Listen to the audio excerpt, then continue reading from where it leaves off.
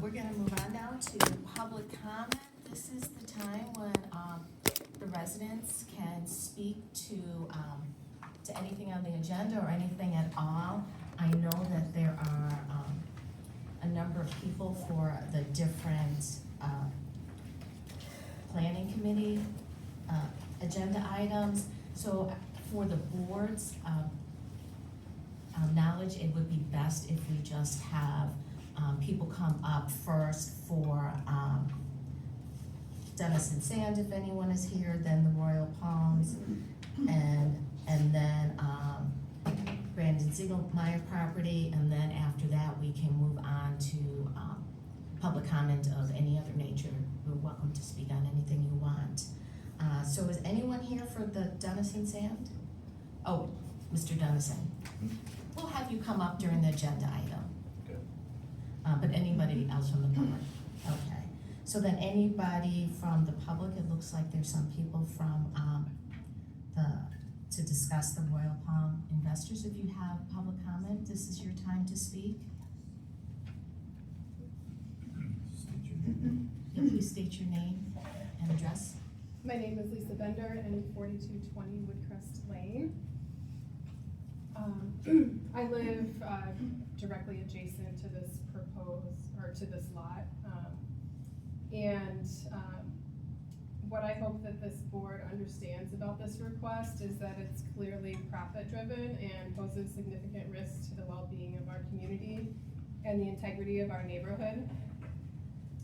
To be granted this variance request, there must be unnecessary hardship present that would unreasonably prevent the owner from using the property for the permitted purpose. I've got a copy of the petition for variance, and there is no legitimate hardship that has been imposed on the developer due to this 200-foot setback requirement.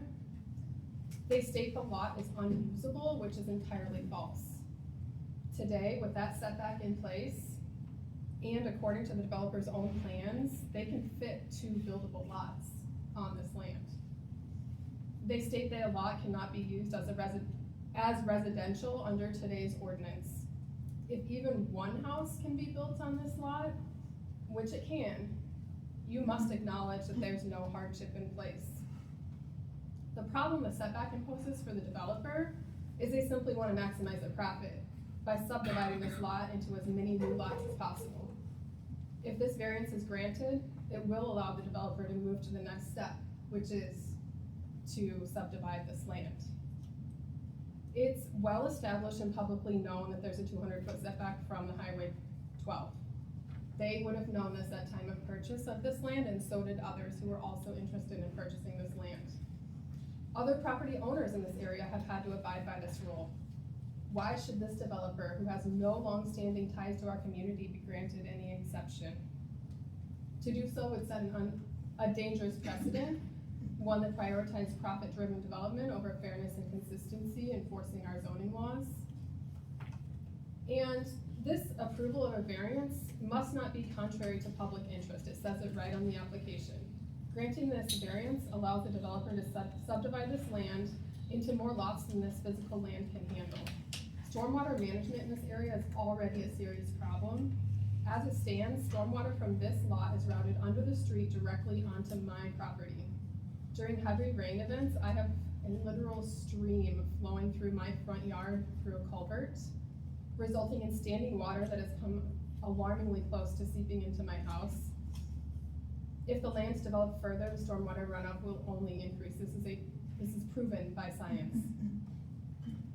The lakefront properties that are further down the road from me actually are a particular concern as well, as they have no recourse for making any changes to their properties to address potential flooding that would occur.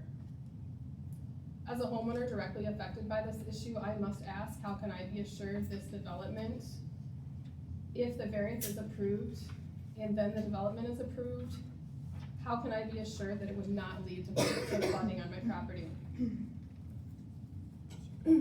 Additionally, we have to consider the impact on Lake Ripley. Further development would increase runoff, carrying pollutants, fertilizers, oil, sediments directly into that water, leading to dangerous algae blooms, reduced oxygen levels, long-term damage to the ecosystem. By allowing this variance, we risk accelerating the degradation of a cherished natural resource that serves as a vital part of our community's identity and recreational activities. My final point here is really that, again, it's not about benefiting our community, it's about maximizing profit for the developer. The well-being of the families who have lived here for years should not be sacrificed for a development that serves no one but the investors behind it. This committee has a responsibility to protect our town's character, its residents, Lake Ripley, and the integrity of our zoning laws. Approving this variance would be an unfair exception, a hazard to existing homes, and a profit-driven decision at the expense of those who call this neighborhood home. Thank you for your time and attention. Thank you. Thank you, Liz. Thank you.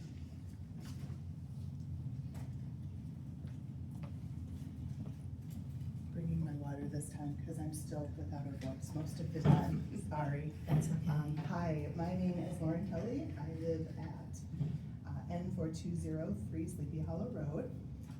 Thank you for hearing my comments regarding the request for reduced setbacks and proposal for 8 residential lots.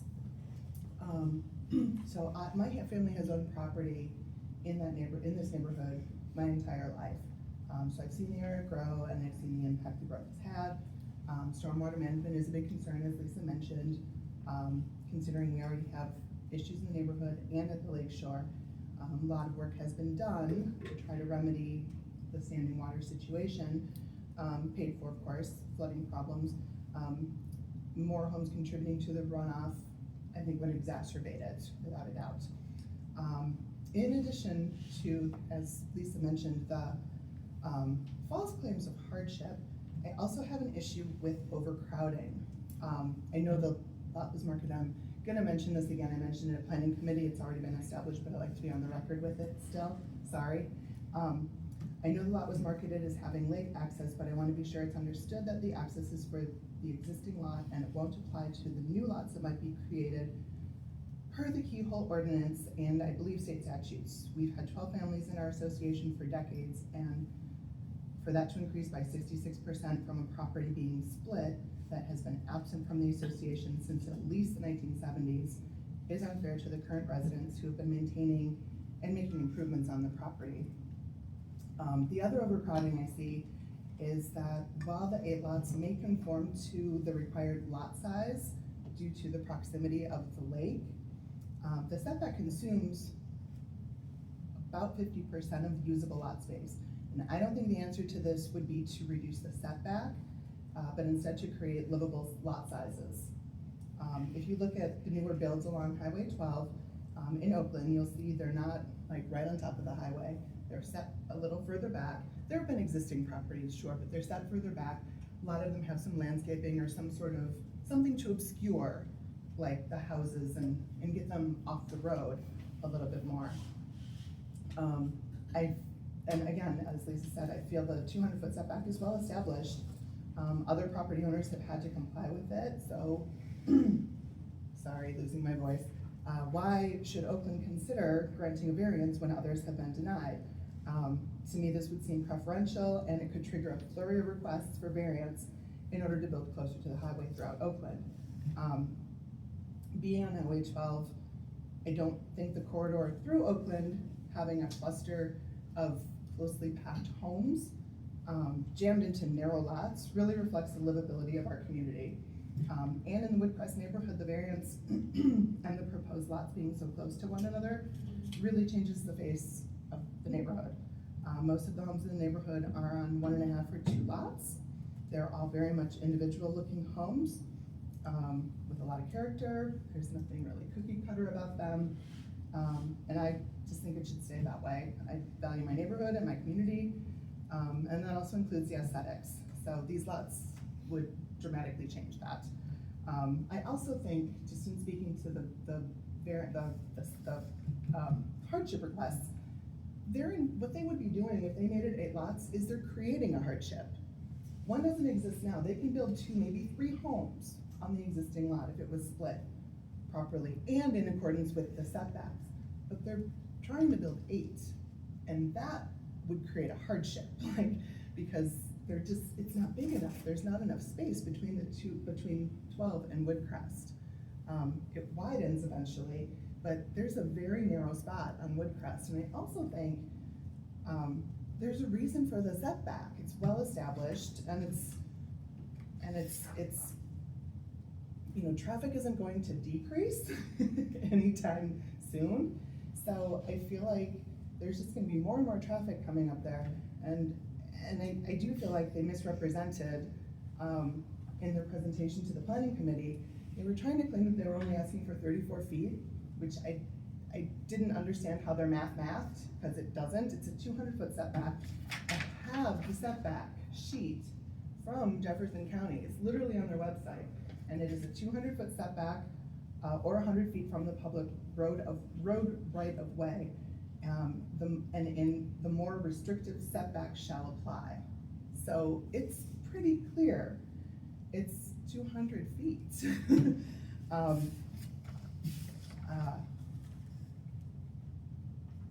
Ultimately, I hope the board rejects the variance request.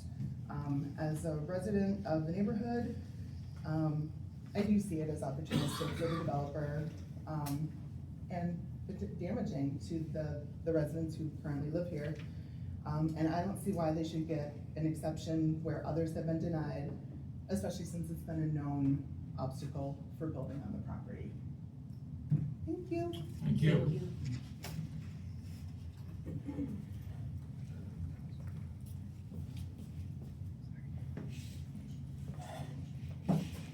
My name is Janet Nelson. I live at N4200 on Woodcrest, right across from this property.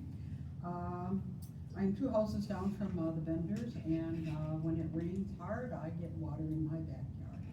Currently, it hasn't come up into my lower level, but this past summer, I noticed I don't have a sump system, I just have a sump well. I checked it this summer and it was wet. So any additional potential for extra runoff would impact me financially, because I'll have to take care of, you know, addressing that issue for my house. Also, I'm also concerned about all the extra vehicles that this will, 8 lots, 8 houses would create. We're talking probably anywhere from 16 to 24 extra vehicles turning on Sleepy Hollow. And you figure, you know, mom and dad, and if they have a teenager, they're all gonna have cars. We're talking about 3 extra cars on that, on Woodcrest Lane there. And so, I don't know if any of you have ever turned at Sleepy Hollow, coming either east or going west, but every time I go, I make sure I turn on my signal way, way, way ahead of time. And there's been a number of times when I have been, and there's not a turn lane, there's just a shoulder, right, you know, going west, when you turn onto Sleepy Hollow. There's just a shoulder, there's no turn lane. And I don't know how many times I've had people honk the horn and turn and, pass me on the left-hand side when I am legally turning into, Sleepy Hollow, because there's no turn lane. And there's also, if you're familiar, there's a curve just a little bit further ahead. So, I mean, they're creating a bit of a, risky situation there, so. So anyways, and I also have noted that, I go to Whitewater a lot to go to school, and I've noticed that there's been an increased presence of police cars on Highway 12 in that section just east of Sleepy Hollow. And so that says to me that they've got some concerns about that increased traffic there. And so we're talking about probably 24 cars, early commute and evening commute. So just another thing to consider when you're thinking about this development. So thank you. Thank you. Would anyone else like to speak? Please come on. Thank you.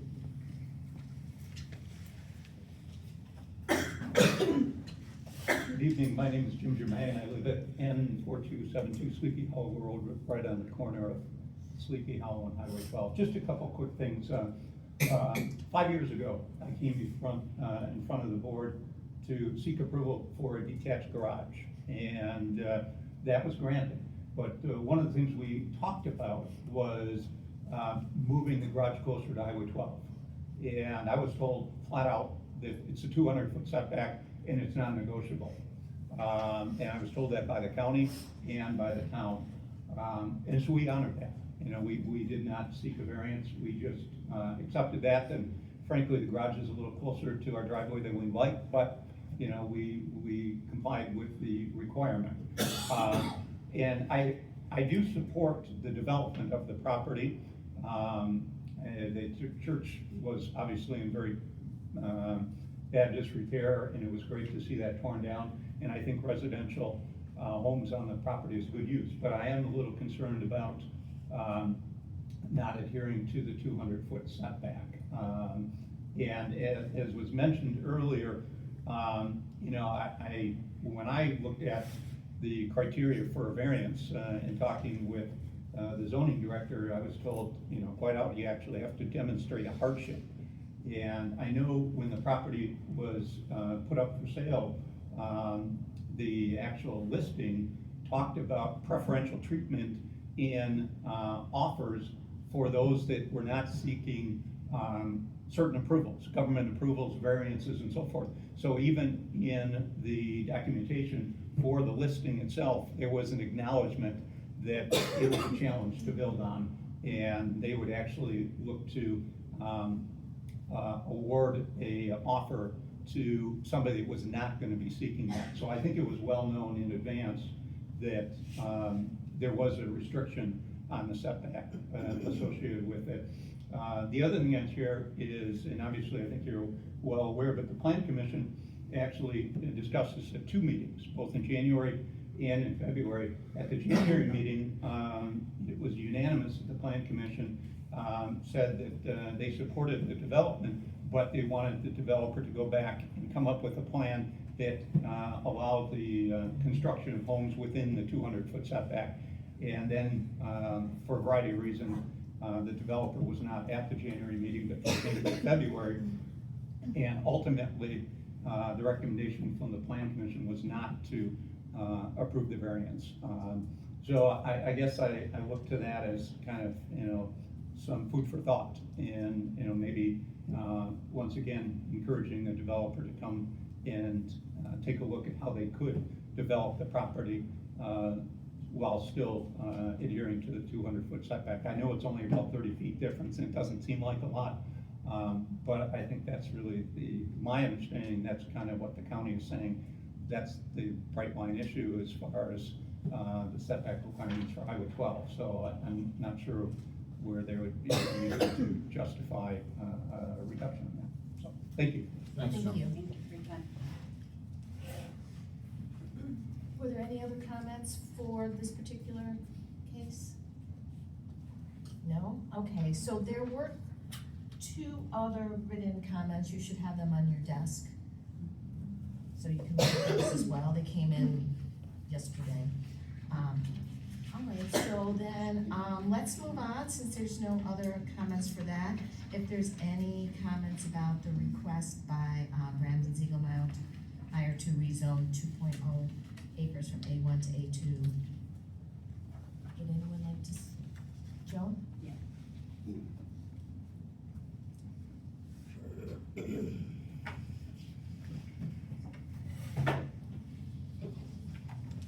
Hello, my name is Joan Dans. I resided at W8339 Perry Road for 51 years. I live 33 yards east of what is now Ziggy's Landscaping. Brandon Ziegelmeyer purchased this 14-acre A1 property at W8396. Moved in November 2023 with every intention of running his business here. I had no idea life as I knew it would end because of this landscaping business. What was once a peaceful, safe, rural setting has changed, perhaps forever. Perry Road had always been a less traveled road until Ziggy's Landscaping, snow removal business moved in. The Ziggy's and their employees, associates come and go at all hours of the day and night.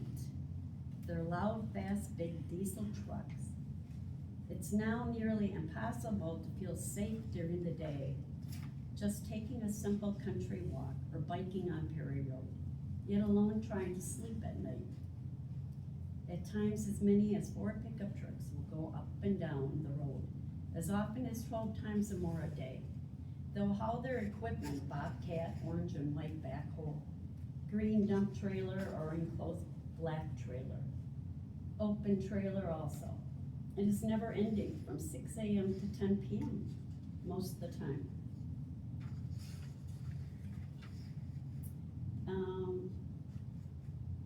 During the winter months, they have up to 4 snow plows and sand salt spreaders in the truck boxes. They work 24/7 on any given day of the week, given the weather demands. Trucks include that I have seen, that they use, is a white GMC 1-ton flatbed, a white GMC 1-ton dump truck, a black Ford extended cab, a tan GMC truck, a white single cab GMC, a green extended cab truck, a Dodge black extended cab, and a green GMC truck. Some of these vehicles Brandon owns, some of these trucks his employees, associates own. This is not a mowing only business, one employee business, more likely a 4 or more employee business. This is not a small operation. It's not a little backyard business. I'm guessing they have intentions of growing bigger. That's every business's goal, to make more money at mine in my neighborhood's expense. The request to rezone to A2 with a cup, I believe that's how it's said, is not practical, especially given Brandon's prior and current behavior. How and who is going to monitor and enforce Ziggy's business activities day and night? How and who is going to distinguish whether the work being done day and night is personal or business? As of February 4th, the town planning meeting occurred. Since that meeting, these are the new activities that I encountered.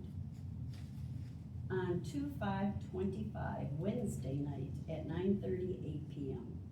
I had just turned off my light and I was going to fall asleep.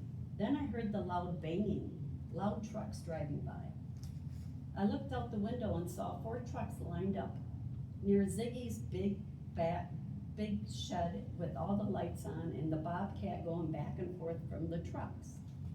They were loading sand, most likely, into plow truck boxes where the spreaders are. It was sleeting that night, so the roads were getting slippery. The work and loud noises kept up until 10:12 p.m., which I videoed. Because of Ziggy's business activities, I was not able to fall asleep again until midnight. On 2/10/25, Saturday, at 11 p.m., I was awakened to loud trucks driving by and loud banging noises outside again. Snow was forecasted. I looked out the window and once again saw 3 plow trucks with box spreaders being loaded with sand, most likely, near the large pole barn, and the bobcat was moving. They worked until 1 a.m. on that Sunday, till 1 a.m., which is Sunday the next day.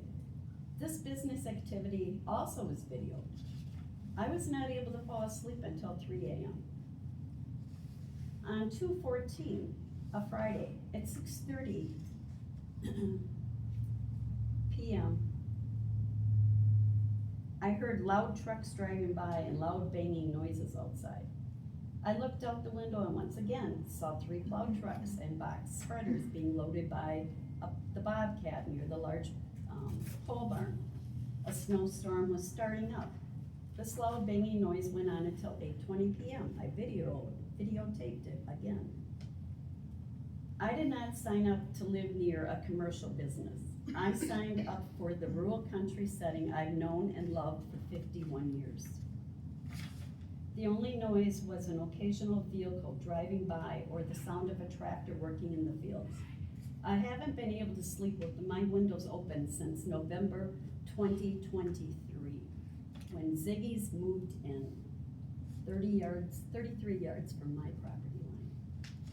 This neighborhood has always been one where everyone knows everyone, a place where you feel safe, where neighbors take care of each other's, respect each other's.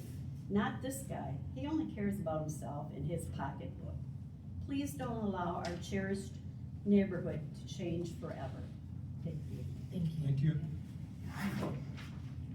Anybody else would like to speak on that besides Mr. Siegelman? We'll have you come up. Okay, is there any other Rather than the notes, all the letters from the neighbors. Do you want the letters from the neighbors now? oh, yes, of course. You can come up and give that to me. Do you need copies? Yeah, do you want to get copies? I'll get copies.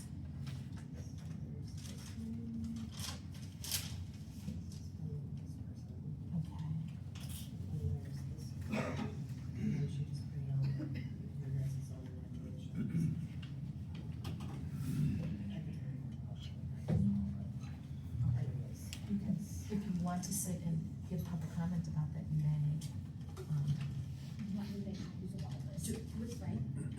Sure. I mean, I guess I don't have to read it, but. That looks like it's part of the zoning. That's just part of the zoning. We can just go over. Okay. I'll just make.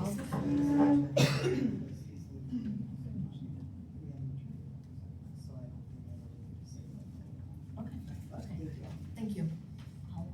Yeah, we'll just make copies so that all the board members have it. Okay. Is there any other public comment of any, on any topic? Okay. All right, seeing none, we could probably move on, and I'll take the notes while, Susan is making the copies. So we'll move on to approval of minutes from January 21st, 2025. I'll move to approve the minutes from January 2025. We have a motion by, we have a second by Joy. I just have one correction. Okay. Time was 6:30 PM, not AM. Oh, thank you. Okay. All I'll right. amend my motion to correct the PM versus the. Okay, did you say anything else?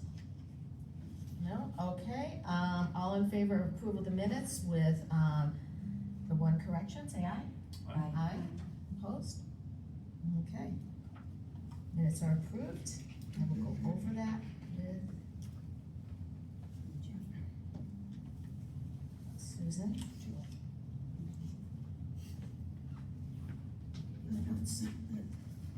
For the minute. Okay, well, let's move on then to the fire chief report. We have, Chief Russ from Lake Mills Fire Department here tonight. Thank you for coming. No problem. So all of you should have gotten, standard for my department is we send out a monthly report, kind of overviews the department and functions that we've done over the last month as far as call responses. One of those that breaks it down by the week of the day, hour of the day, types of calls and the communities that we responded to. For the month of January, we had a total of 54 calls. 5 of those were responses into the town of Oakland, 5 responses into the town of Oakland, 10 of them were outside of our area, which means those were to assist our neighbors such as Jefferson, Waterloo, Helenville, Johnson Creek, town of Portland, which was Stoughton Fire. So we travel quite a ways when our neighbors ask us for help. Ryan Brothers, I know, responded to 9 calls here in the town of Oakland in the month of January. And we started it off with a bang right out of the gate at 12:15 a.m. was our first call for 2025 into the town of Oakland, so. 3 persons attended WEMSA last month. That's a Wisconsin EMS Association conference. It's a spot where we can go and get education, kind of keep up with what the state's asking of the departments, new trends that are coming out, things like that. A lot of good education. And then Town of Oakland wasn't involved with the purchasing of it, but our ladder truck, which was a 1986 vehicle, 37 years old, was replaced last year. In 2023, roughly October, November, we made the decision to purchase the new vehicle. And that vehicle is now, as we call it, it's 8871 Truck One. It's being used. We're getting it out there on the road. I think it did respond to a call down here in Oakland, simply because they were already out training with it, so it was the closest vehicle to respond, so they did so. There's still a lot of training that we have to do on the vehicle, and, but we had a structure fire just the other night in town, or in the city of Lake Mills, and, it was operational and deployed and used for that fire as well, so. Any questions from the board or public that I might have? Does that report, that included fire contracts and all of that, or do we? Yes, the Lake Mills fire report was in your packet. It should look like this. It's gonna have our logo at the top. Calls. That, the one that I was emailed didn't have the logo on the top. Okay. I might have broke that one out independently on that one. This is the one that's. It said 2025 fire contracts, and then there was, something from, Ryan Brothers as well, but it wasn't labeled as. So that might have came down with the Ryan Brothers, stuff. I'll make sure that it gets down for future meetings. Okay, that's Yeah, it'd fine. be nice just to have it. Yeah. If you wanna make a copy, or else I can resend it. Why don't you resend it? Okay. No Because problem. we're doing a fire and EMS section on our website, and I can put that on the Okay, that'd be website perfect. if you have it electronically. Thank you. Thank you for your help. Yes, Thank thank you you. guys for help. And thank you for the meeting last night. Yes, thank you. I'm gonna get back up the train. Okay. Thank you for coming. Okay. So we'll move on to number 6, clerk's report, spring election board of review. Okay, I mainly have, dates to announce. You may request an absentee ballot anytime between now and the 27th of March. You can do that either at myvote.wi.gov, which is the easiest way to do it, or you can come in and fill out an application, at the town hall during regular hours. Our first batch of absentee ballots will be mailed on March 11th. In-person absentee voting, starts on Tuesday, March 18th. If you do not want to request an absentee ballot, but want to vote before Election Day on April 1st, anytime that the town hall is open between March 18th and March 29th. Then the spring election is Tuesday, April 5th, that's 5 weeks from today. April 1st, sorry, 5 weeks from today, and it's from 7 a.m. to 8 p.m. So that is the election. There's information on our website as well. And then, the other thing I wanted to mention is that open book is on July 22nd from 9 a.m. to 11 a.m. and you need to make an appointment for that. There'll be more information later this year when I get it. Board of Review right now is scheduled for August 11th from 3 to 5 p.m. And then the other thing I wanted to mention is that brush pickup begins on Monday, April 14th. April 14th. Are you gonna post that on the website? the brush pickup? All of the things that I just mentioned will be Thank you. posted on the Great, website. yep, thank you. Okay. Thank you, Susan. So we'll move on to number 7, discussion and possible action on request by Dennison Sand and Gravel LLC for conditional use renewal of existing sand and gravel pit business at W8215 US Highway 18, and then their parcel numbers. Mr. Dennison, do you wanna come up and chat? So we did discuss this at our last, planning committee meeting, and, we heard a little bit about what's going on at your facility right now. So you can just explain it again to us. Okay, pretty much just do sand, stone, wash stone, we have a wash plant. We don't do any crushing, no blasting. Pretty basic stuff, screen sand, sell it, I guess. Same as we've been doing, we've been there 10 years already now, so, That went fast, didn't it? no kidding, huh? Yeah. Yes, yeah.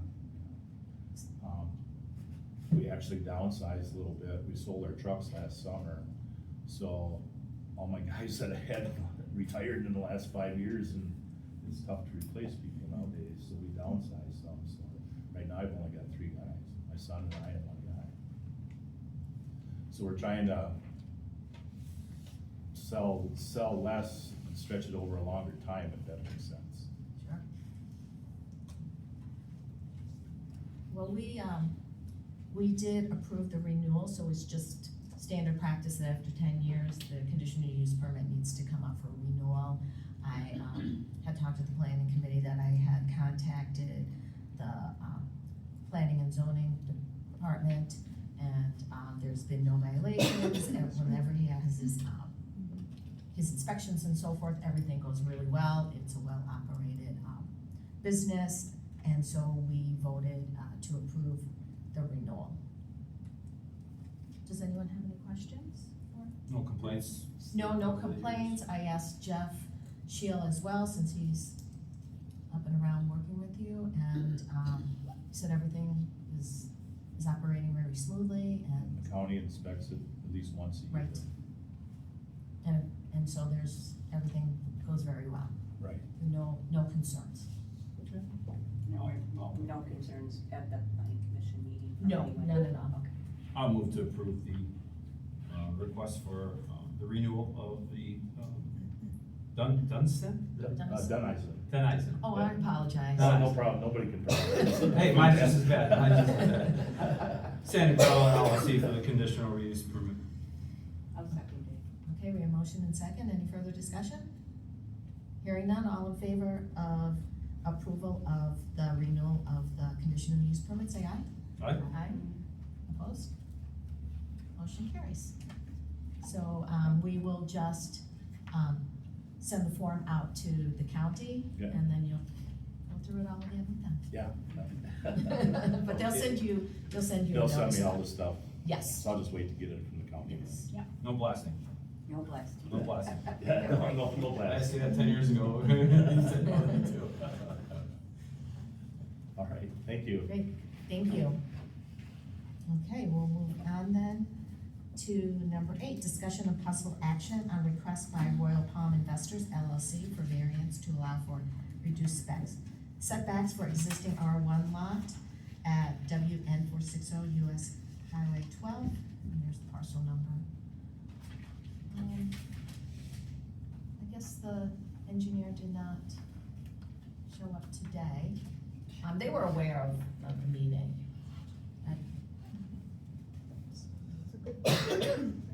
Okay. Yes, so we did discuss this, this request at 2 meetings. The first meeting, there seemed to be confusion among them, not with us. We were clear on when the meeting was. So the committee just decided to talk about it. The engineer wasn't there, and we did have all of the neighbors speak freely. There were a few extra people, I believe, at that time.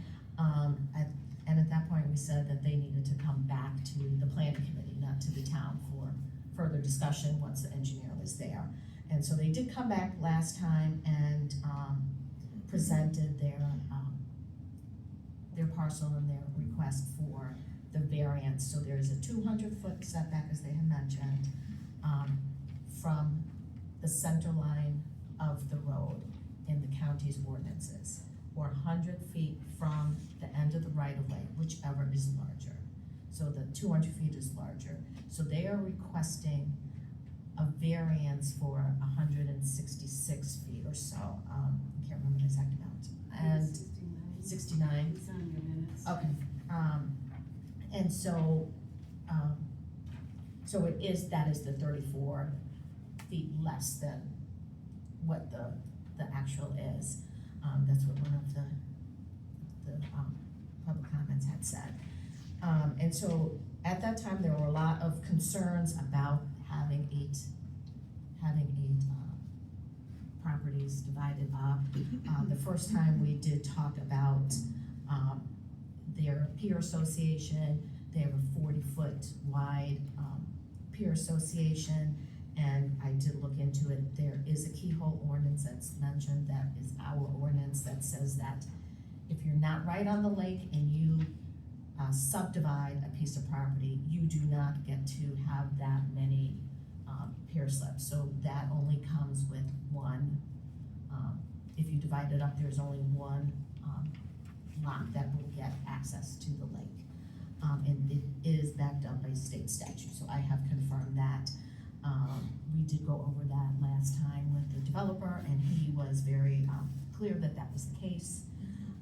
We did talk a lot about the stormwater. Lisa Bender had discussed it about her house after the first meeting that we discussed this issue. Jeff and I went out to her house, and she does have an issue that water's shooting out of a culvert underneath the road, directly onto her property, and then into another culvert. So Jeff and I discussed it, and we committed to having some diversion, some regrading along the right-of-way, so that we can at least reduce the runoff into her property. So that's important that we'll be doing that. The variance itself was denied for the reasons that were mentioned in public comment. It's just that other people had been denied a variance, or were told by the county that they couldn't have one, including the Lake District wanted to buy that property. And so it was denied this time as well. He has requested that we table the subdivision. We all agreed that 8 properties was too many for this site. But he requested that we table it, so we agreed to table the subdivision portion of it, because there's 2, the variance plus the subdivision. So for the variance, after our vote, it'll go to the Board of Adjustments at the county, and then based on their decision, they will make the final decision. They'll come back about the subdivision. But for right now, the only decision on the table right now is for the variance itself. Oh, the setback. Yes, the setback, for the variance is for the setback. So that is the only thing that we'll be discussing today. They'll have to go through it all again. For the subdivision itself, we discussed the need for stormwater management system, all the concerns that they had, we discussed at length. Yep, and stormwater management there has been a problem for a long time. I've been down there years ago, many times, probably met with some of you on some of those issues. And of course, the carrying capacity of the lake is also one that we're concerned about. We're not against development necessarily of that property. I'm sure they'll come back at a later date, maybe with a better idea or a better plan, and that's what we're hoping for. We're hoping for that. I think it was clear that we were concerned about having too many divisions of the lot, that 8 just seemed too close together, that they did not have stormwater management in that plan that they showed us. I think they understand that is something that we are looking for. We would still have an engineer review everything to ensure that they would not be increasing the stormwater runoff off that piece of property. But they will have to come back and discuss all of that, and we'll have to go through that whole process again. And there's nobody here tonight to talk about it? Apparently, no, they didn't come. I'm not really sure. Well, I would like to make a motion that we deny the variance for the reasons that have already been mentioned. It's clear that it's possible for them to build on the property if they just can't build as much or as many. I feel like it's not fair to give preferential treatment to other people, especially when they're just trying to create a bigger, development, even though that's not the question right now. I just feel like and, you know, looking at that property, walking through it, and, you know, driving around the neighborhood, it seems pretty clear to me that, for a variety of reasons, including the traffic, onto 12, from Sleepy Hollow Road, to me, would be of concern. So I feel like that we need to deny that. You had a motion to deny? Yes, motion to I'll deny. second. A second. Any further discussion? Okay, all in favor of denying the variance for the setback, say aye. Aye. Opposed? Okay, motion carries. We will send that off to the county, and for the neighbors, the Board of Adjustments will meet on April 10th. So they meet in the morning to do site visits, and then in the afternoon, they will have a meeting, public comment will be allowed, and they'll make a decision that day. Whoever is across the street, you should get a notice in the mail. Further away, you may not, but definitely across the street. Okay. So moving on to number 9, discussion and possible action on request by Brandon Ziegelmeyer to rezone 2.0 acres from A1 to A2 with a conditional use to allow for landscape and snowplow business and to store business equipment and materials at W8396 Perry Road in the town of Oakland. Please come up. That Jake here representing me. Okay.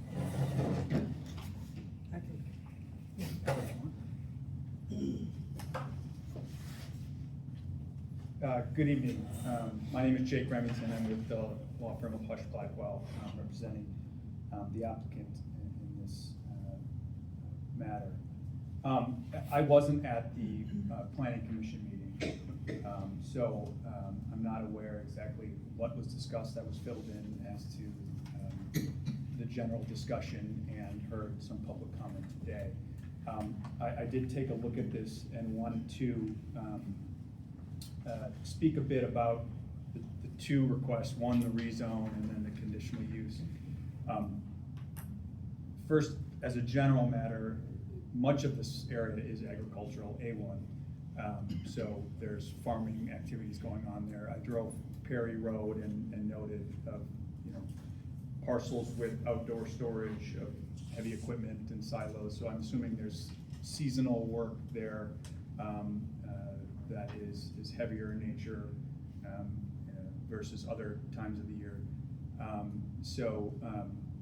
A little bit of, I looked into this particular parcel, and it's that 14 acres. It's a substandard lot. Back in '75, this was split off from the 65 acres to the east for the farmer there to retire. There's a couple sheds there, it looks like. And it has a very large section of the parcel is vacant right now and unused in the rear, and about 800 feet houses the residents and the two, I believe they were machine sheds at the time. So I looked at it in terms of thinking about, should this be, what are the standards the county's gonna look at, should this be rezoned to A2? As an aside, if currently as it stands, A1 doesn't have residential as a permitted use, so you won't find farmhouses on newly zoned A1. This predates 1975, so that's why that existing house is there. It would actually, I think, default to an A3, which would be for agricultural residential. So the request here is A2, which does, as an accessory use, permit residents to be on the property. So I looked at the standards for rezoning from the A1 exclusive agricultural district, and to kind of go through those just briefly. The first one is whether the land is better suited for a use not allowed in A1. And it would be, I think, it's my opinion that as a substandard lot, the parcel is probably better suited for the uses not allowed in the A1 district. It initially wouldn't meet the lot requirements, the minimum requirements for an A1 lot. It's well below that 40 acres.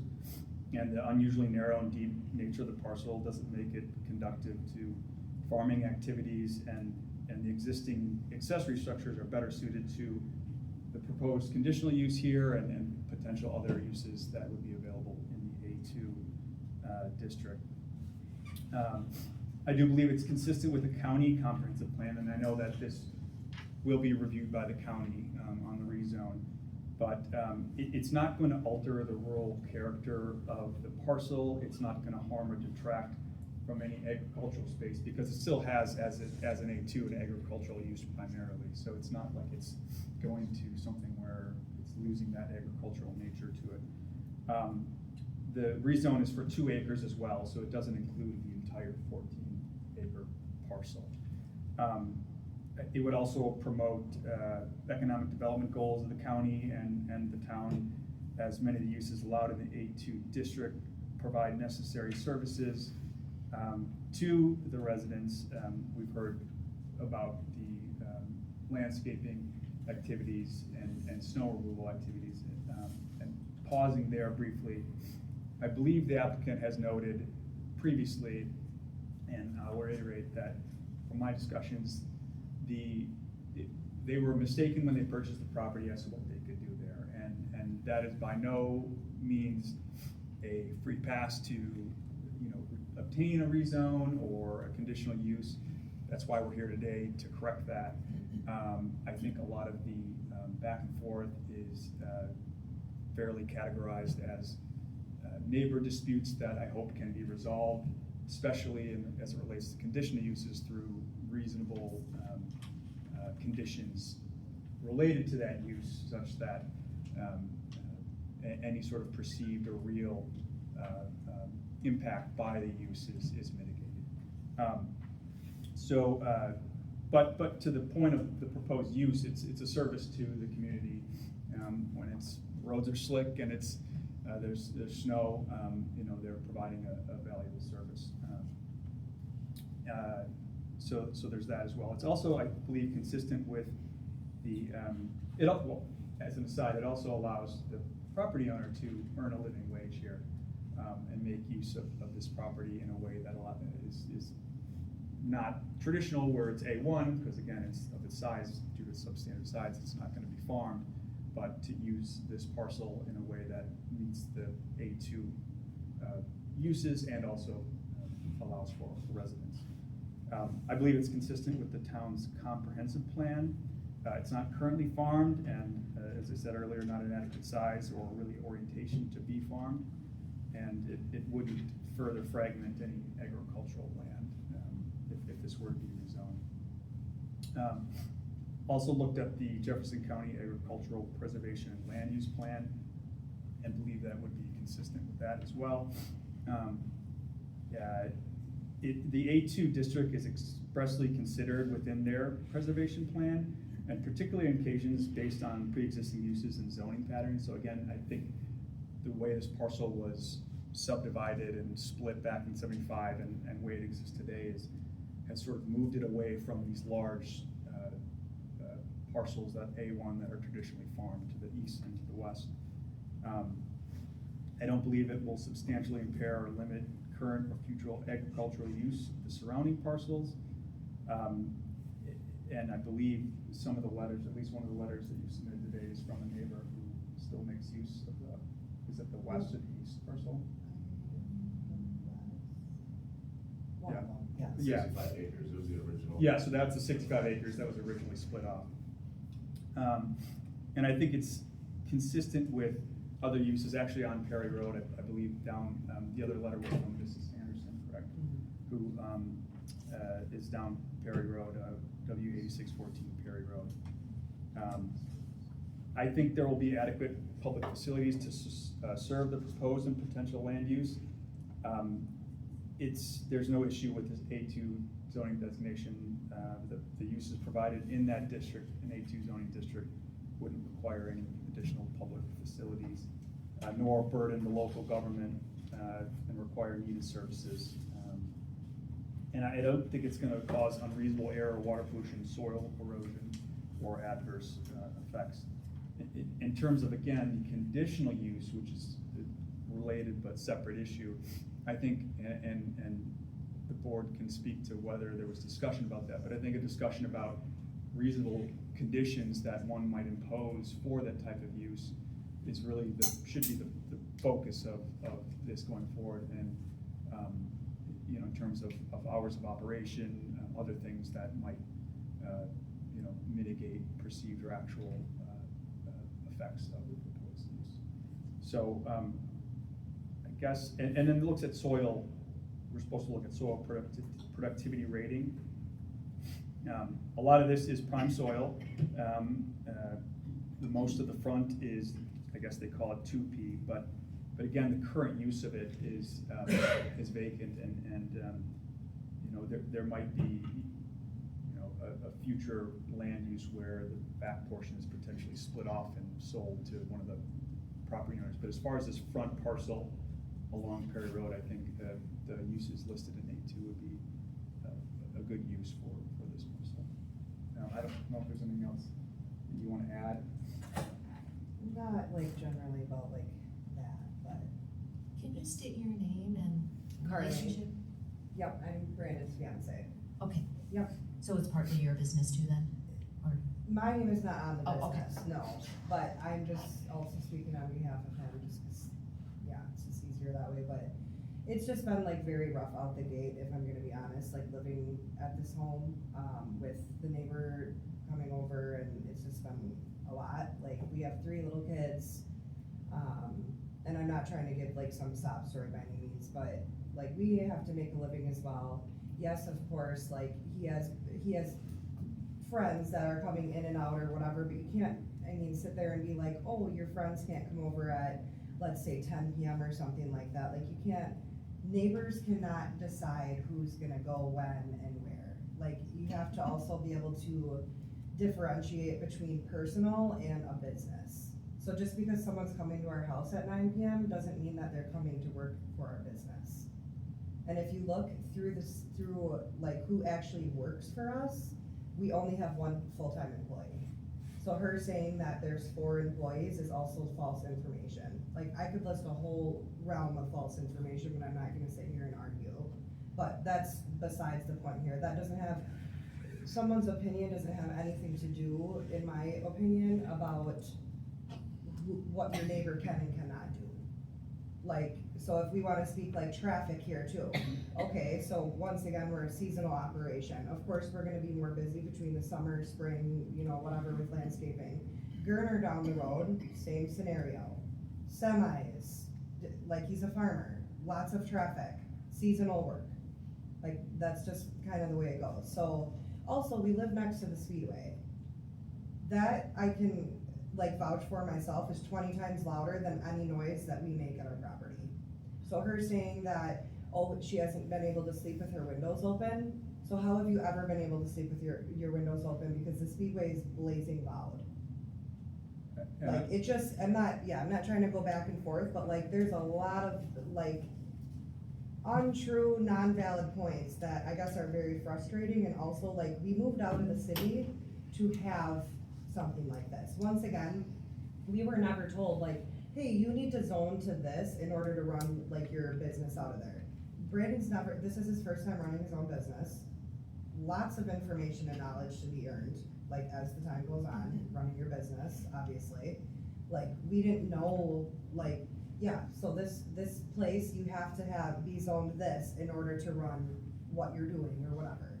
Like, literally, we did not know that. Otherwise, we would have, I don't know, staggered a little bit, like, hey, okay, we're gonna wait a little bit of time, maybe find a different place, wait to move, so on and so forth. Like, there's just a lot of involvement that, I don't know, I guess it's disheartening, to be honest with you. Like, we're supposed to be a community of, round applauding the small businesses and all the things, and now it's like, on day 3 of living in our property, she walked down our driveway at 9 p.m. and said that we cannot run equipment past 9 p.m.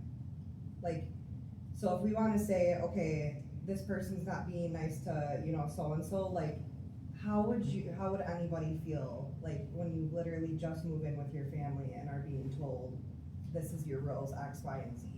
I think the 2 final things I'll say is that in terms of the comment of how can we enforce this, I think that's where you impose conditions, just like anyone who holds a conditional use permit. You have conditions, you have to abide by those conditions. There are penalties and enforcement actions if you don't. And as we just saw with the past gentleman, you have to come back, and you could put a condition that you have to come back and renew. So in terms of someone starting a business, and, there's a time period where you can come back and see how things have gone. So I think that the best course is to look at and discuss the impact and come up with reasonable measures to accommodate for those, to allow productive use of the land, and then rather than just turn it down because of neighbors disputing. There are other neighbors who are completely fine with this and have no issues with what's been going on. So I guess we'll defer to the board to discuss and Thank ask you. any questions. Thank you. Yes, we did discuss this at last meeting, and it was denied. We had a very long, discussion with Mr. Ziegelmeyer. So in September of 2024, he did receive a letter from the county stating that, he needed to get rezoned to get a conditional use permit. And that was ignored, and then, there were 2 additional ones, and they were, the second one was ignored, and finally the third one said final notice, and so it was, addressed. He did apply for the rezoning and the conditional use permit. So we did have a long conversation. I don't think anyone felt that the A2 itself was a problem for this spot. It was more of the business. Not the type of business it was, but the business owner, quite frankly. I don't think anyone is against the business itself, but we did have a couple other people present at the comment section who said that the loads were not what is the right word for it? Just tarped, and that there were large rocks that had fallen over. Before the meeting, I had also asked our roads manager, Jeff Shield, if he had seen any issues, and he actually had said the same thing previously, that they weren't secure and that things were falling off. So that was part of the problem, but we did talk about the noise at the nighttime, and he did say it was the friends. But when you have a business in your home, it's hard to distinguish between friends and business and what is happening. And when we tried to talk about I personally asked him specifically, do you understand that you would have conditions placed on you for the conditional use, such as the number of employees and hours of operation? It just seemed like he didn't understand, or that he was unwilling to agree to it. And it never seemed that he was taking responsibility for what has happened over the course of the past year, including not knowing that there was, that he'd have to get a rezone and a conditional use permit for it. So it was unclear to people if he would be able to follow his conditional use permit if he was granted it. And so that was the main issue that we had. And it was a very long discussion, and it was a very hard discussion. We didn't take it lightly. It was something that we really thought long and hard. We asked a lot of questions. We did a lot of back and forth. It was There were quite minutes, long. and you could tell that it was a long. Yeah, it was very long. So it was not taken lightly, is my point to this. But in the end, a couple people had asked, could we have like a 6-month trial period? I did talk to the county, and it's like something they don't really do. So ultimately it was denied. Can I have a question? Of course. Were there conditions proposed, or not just never got to that point? It never got to that point. Is there, deferring to what the board might do, is there any sense in sending this back to the planning committee to talk about conditions? Having discussed with me and sort of understanding this, coming up with an actual set of conditions that might be able to. I don't think it needs to go back. If we voted for or against, we could always do the conditions ourselves, and Sure. then we would bring that to So, the understood. Yep. planning. Yep. Yeah, so in the end, he would have to go through, the planning committee At the county. at the county level for, the conditional use permit and the rezone, and then the conditional permit ends with the planning committee, it doesn't go further. They will, if they vote for conditional use permit, they will put all the conditions on, and then and they would have to vote yes for the rezone. If they vote no on the rezone, they can't have a conditional use permit, that's a condition. But the rezoning will go to the full board after that for approval. I just have one more thing to add. Sure. Can we provide you guys a list or like a phone record of me trying to get a hold of the land survey people, and then also emails between me and the county regarding this permit? Because, I guess it's just kind of offensive that we're saying that you guys we were ignoring, because that was not the case at all. So, I can get phone records for you guys if you feel like that's appropriate, but that's just not accurate information, so. You received the notice, or you did We not? received the notice, and I emailed, I forget her name, that works for the county, there was 2 emails between us. Me, and I also gave her a phone call stating that we're trying to find someone to come survey our land, and we also needed to make sure that we had money to do so, because, I mean, last time I checked, people don't just have like thousands of dollars laying around. One of the notices that I had read said it needed to cease and desist operations until the permit was granted. And we've had several complaints since then that nothing stopped, it continued. You know, I hear a lot of talk from your legal counsel of how important all these other things are, that you mentioned, the plans and the you know, the 10-year plan, the county, the town and the county plans. But I'm not hearing a lot of sympathy for the neighbors. And I think that's one of the biggest complaints. I mean, I see 2 letters tonight, but I've had a lot of phone calls personally during this process, and I know Laura has, and maybe you all have too, but I think there needs to be a little more focus on what the neighbors are saying too. Because we're hearing a lot I don't from think them. really the neighbors, I don't think that will really hold up in court. I think the best thing to do. Okay. In your case is, The neighbors are invalid. I tried getting the police records, there's 22 complaints from her, and not one thing has been done. There's been There's 6 a reason why contacts. people complain. There's Go back 0 and forth, complaints. yeah. It's not complaining. So what you're saying is harassment. that they should bypass us and go right to the county? Is that what you're No, saying? no, not, absolutely not. Okay, I No, didn't no, understand but what you were, no, you were no, no. talking about the planning committee No, for the county. after what I was just saying was the process. After they leave here, they go to the county makes the ultimate decision, not us.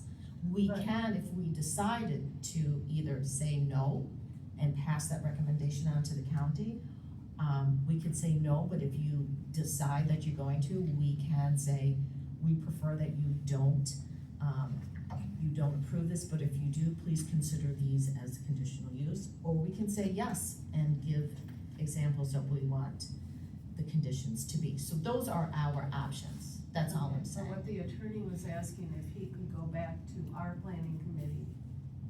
Well, she was saying that, We could You do it could do ourselves, that, we but could do it, you- or we can just do it as a board. Yeah. That, you know, if you have a list of conditions that you're signaling to the county, right. these are what if you are so inclined to grant this, these are what we wanna see as conditions. But how do we know what conditions that you would ask us to impose unless it went? It could go back, we would need to know a lot more about, That- we have some of his,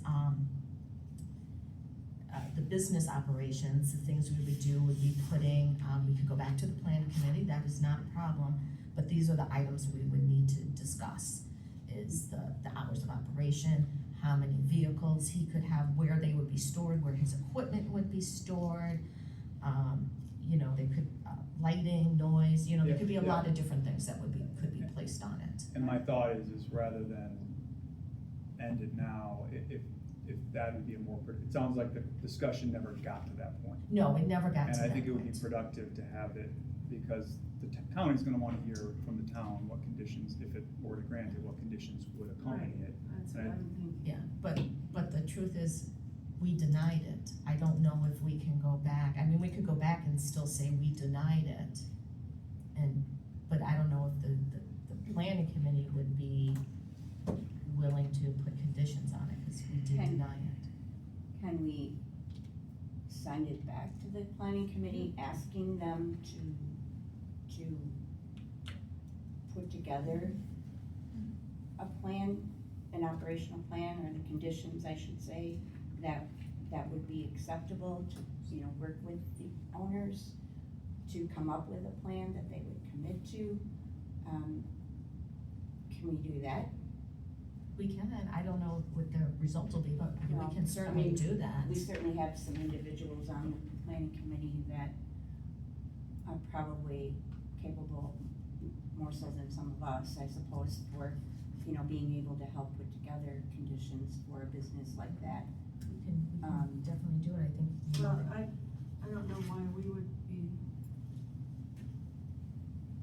it wasn't a unanimous vote either, it was 3-2. No, it was not, but there still were a lot of reservations for the people who did vote, in favor. There still was quite a few reservations with that. I mean, I can understand the concern over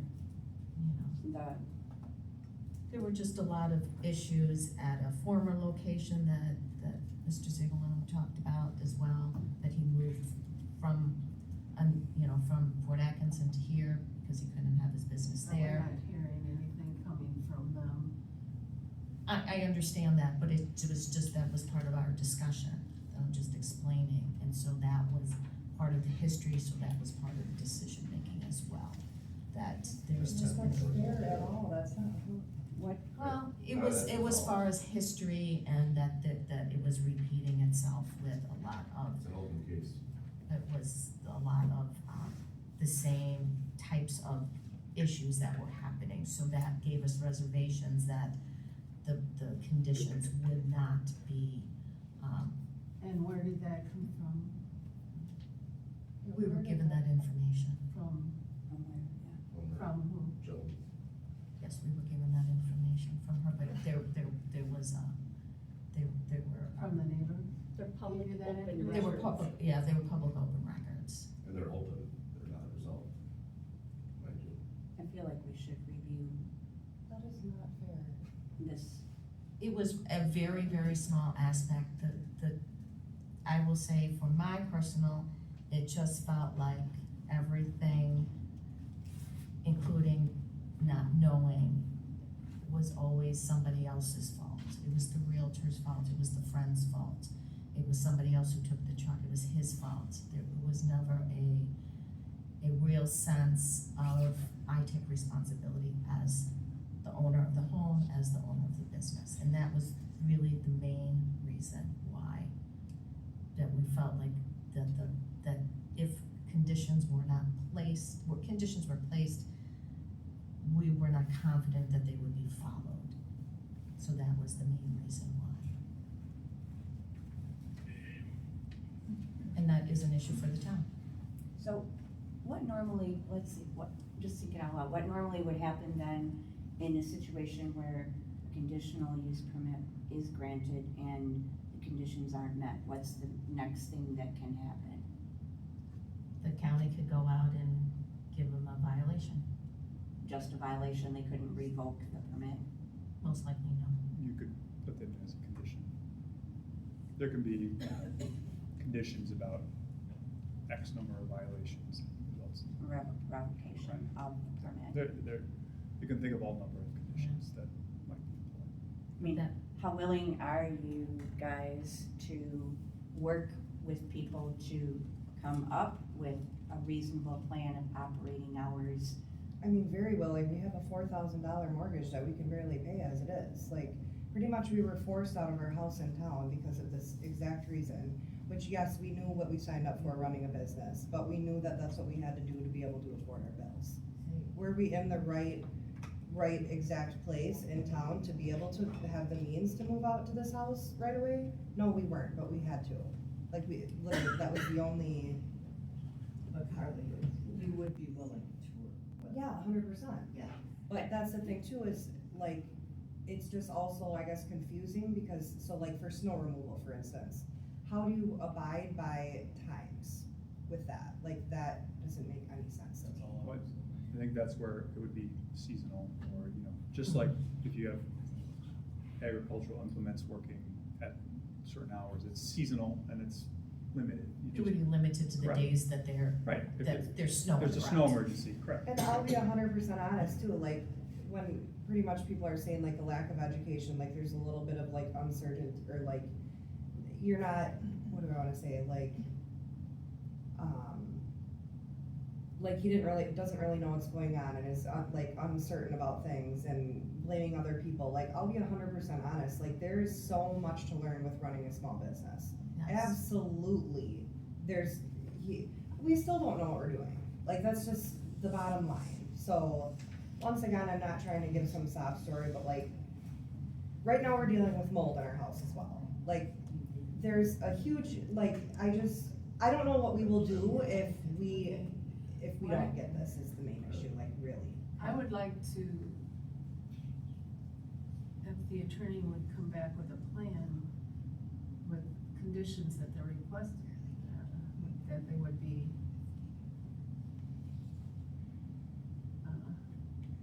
I don't wanna just send it to the county for them to deal with it. I think it's our job to, I know we need to listen to what the planning committee comes, but I mean, it was 3-2, the vote, and,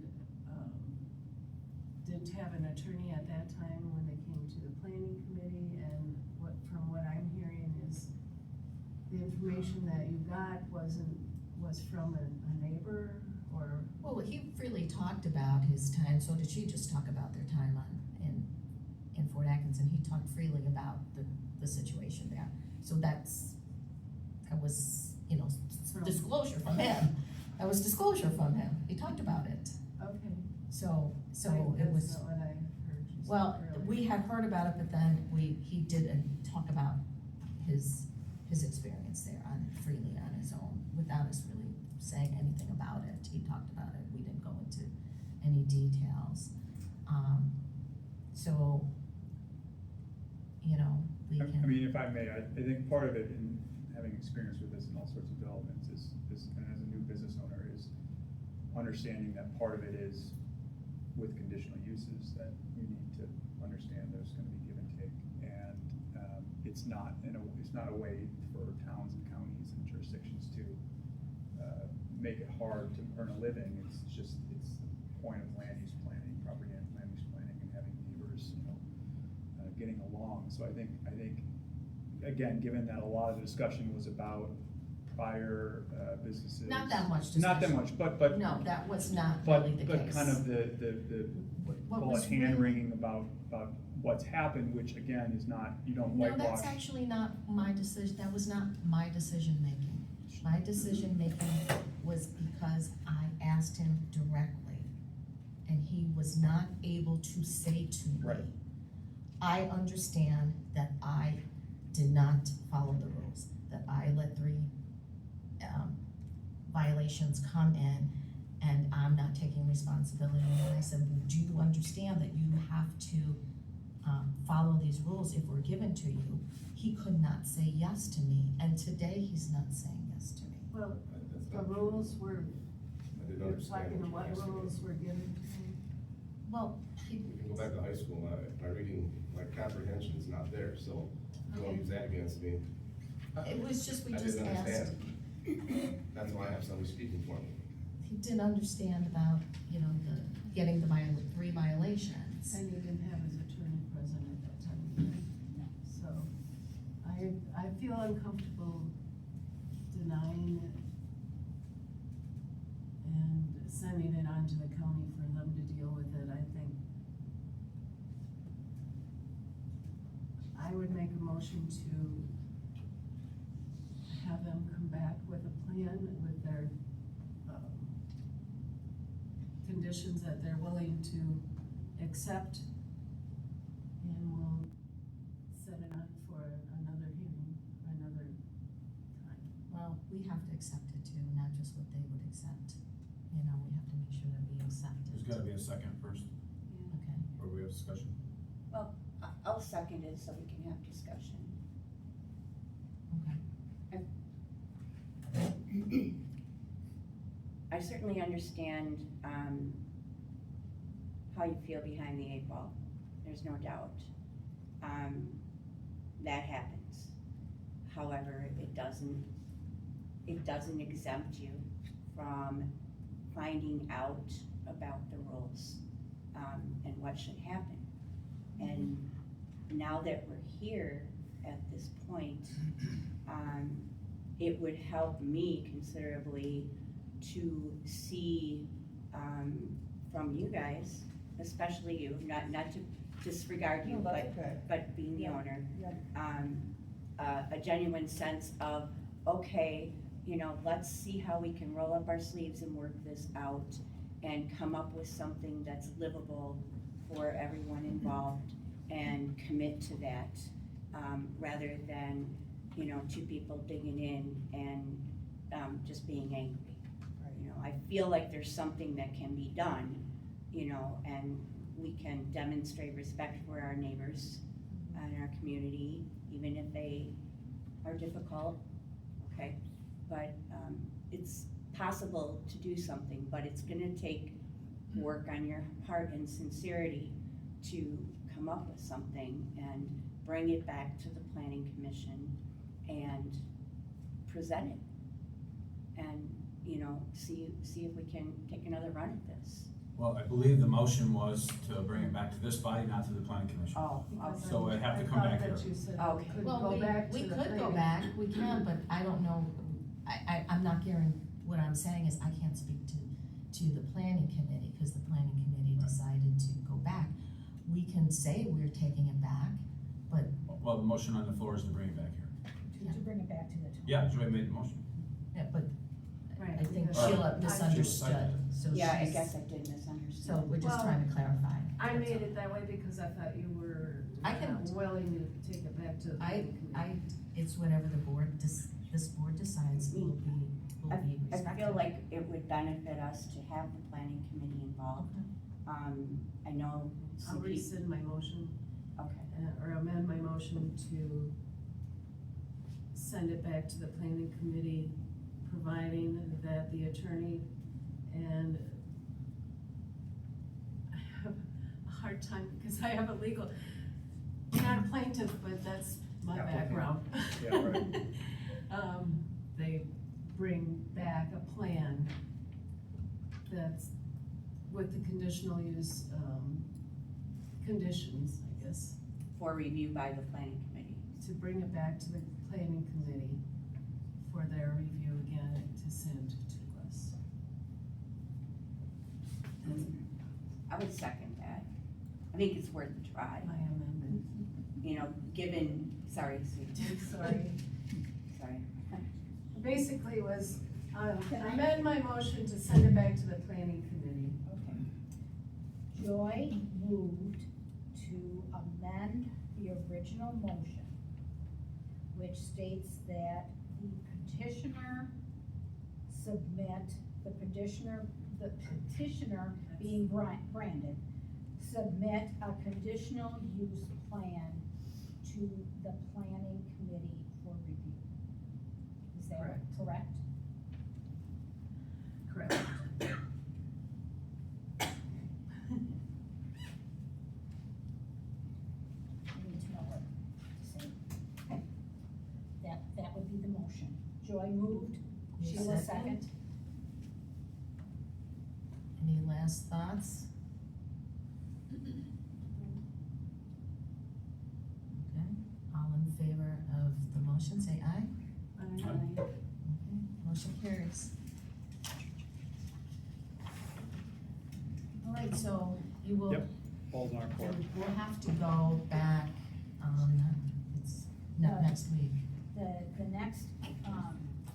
The next plan committee is March fourth, which is a week from today.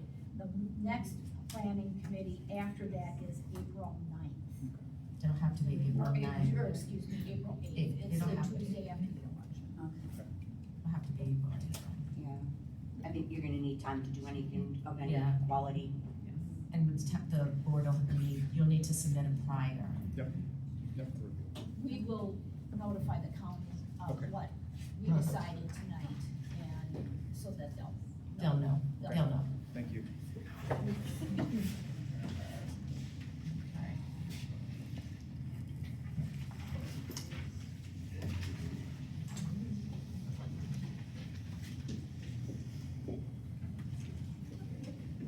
Okay, so we'll move on to discussion of possible action on Jefferson County Solar Energy System ordinance. So we did get that from the county.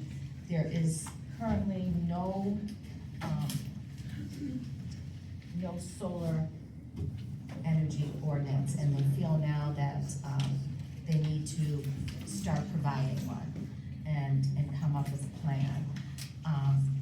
So currently, if you have, proposed a solar, energy system that is more than 100 kilowatts, you go through the PSC. And then there is really nothing for the county to do. It's in here that you will get a permit, but it's kind of a formality, just making sure you have everything in order, but there is no, additional, requirements that could be put onto the solar farm, except for the PSC. So the main portion of this ordinance is for those solar farms that are less than 100 kilowatts. And that would go through the, Less than 100 megawatts, right? megawatts, sorry. Sorry, I misspoke. They would have to go through, the conditional use process. So basically what we're just doing today, that is what, yes, megawatts, that's what we will be doing here. So what the county has tasked us with is looking this over and, making any comments before they finalize this. So they have looked at numerous, ordinances throughout the state. They kind of combine things. They've gone through planning and zoning, land and water, and other areas to, to come up with this plan. So that is our task for tonight. I've looked this over. I do have a few comments to make about that, and also, we should keep in mind too that we do have, a JDA, a Joint Development Agreement with the county, with, Badger State Solar and the town of Jefferson. So that was, in place in, 2022. And, anything that is in this ordinance will, not the ordinance, the JDA will not be impacted by the ordinance. So whatever we have here, this is in place, it is not going to change unless we wanted to, and we'd have to go through the process again, and everyone would have to agree to it. So that's what we have here, with the Badger State Solar. Additionally, there are there's the Crawfish River, the same people, the Ranger Power that is in operation, that's 75 megawatts, and a really small one in, just south of Fort, only 5 megawatts. So that was also learning lessons that they added into this. So overall, I think it's pretty good. It seemed pretty thorough. I read every bit of it a couple of times, but. Yeah, it is really good. I think just, I went through this process with the JDA, at the county level, and we went through the JDA for, We Energy's, liquid natural gas tank, in Exonia, and, so there were some things that I learned that I thought I, would share with you and see if we can, come up with some suggestions for them, and then they'll take those into account. So one of the suggestions I have is to beef up the owner under the, I forgot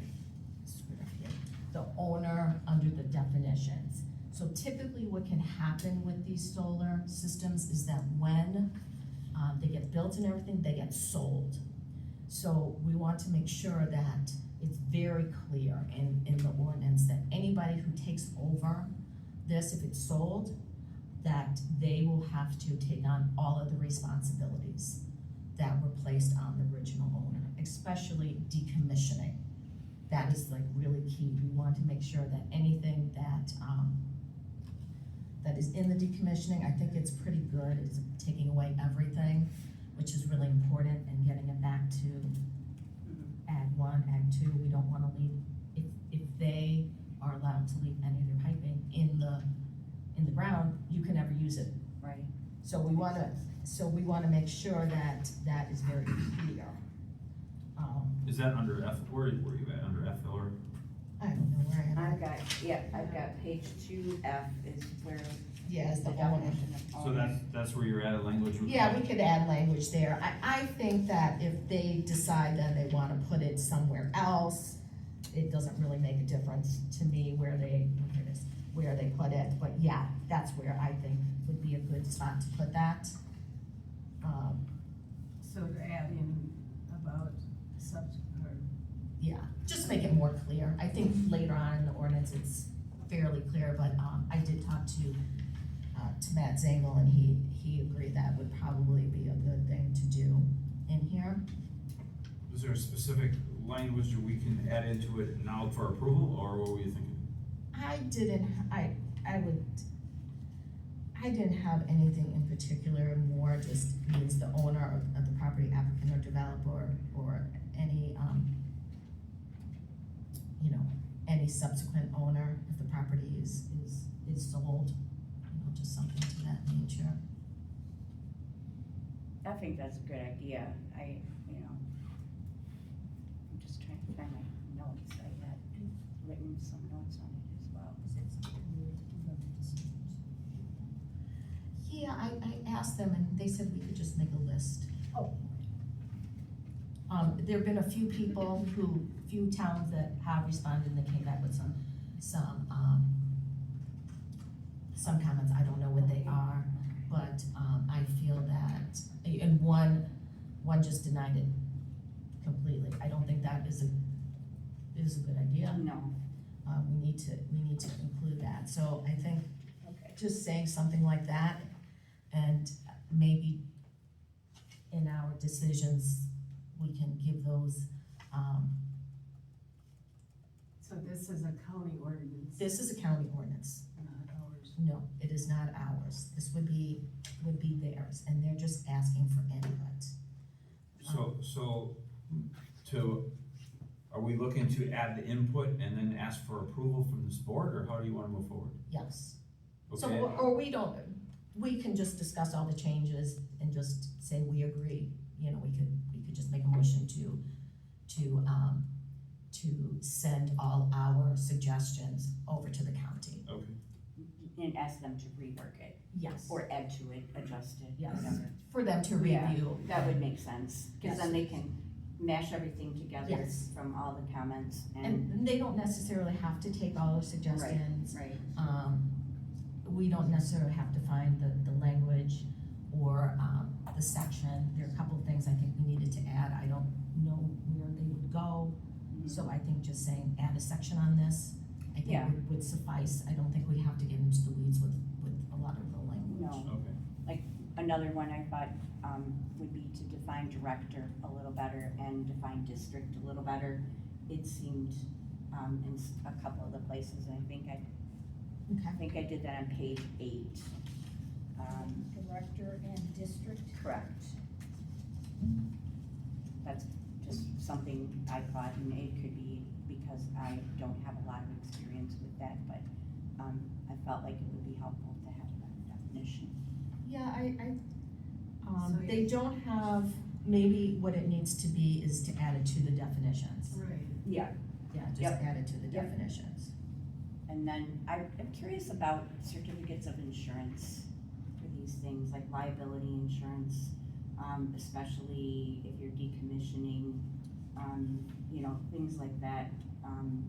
Naming the county, hold harmless kind of thing, I don't know, it just seems like that might be something. Yeah, no, I think in here, it's pretty good. I thought they were talking about how, over time, if they would have to make changes, they would have to, periodically, I think maybe annually review how much it would cost to decommission, so if they needed to add more funds to their insurance.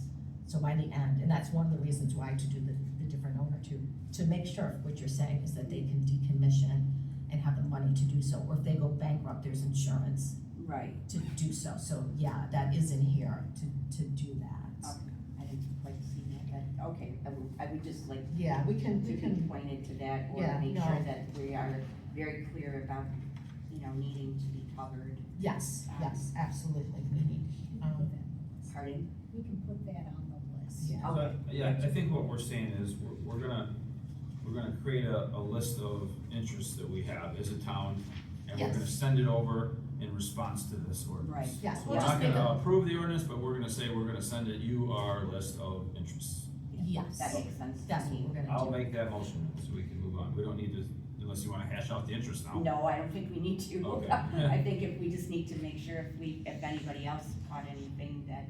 Yeah, if you have an interest, send it to Susan, and you'll make the list, and you. Oh, you don't wanna go over the list now? Well, maybe, do we wanna do it right now? Sure. Well, Do we have anything else we wanna add to it? I have a lot of things to Okay. add.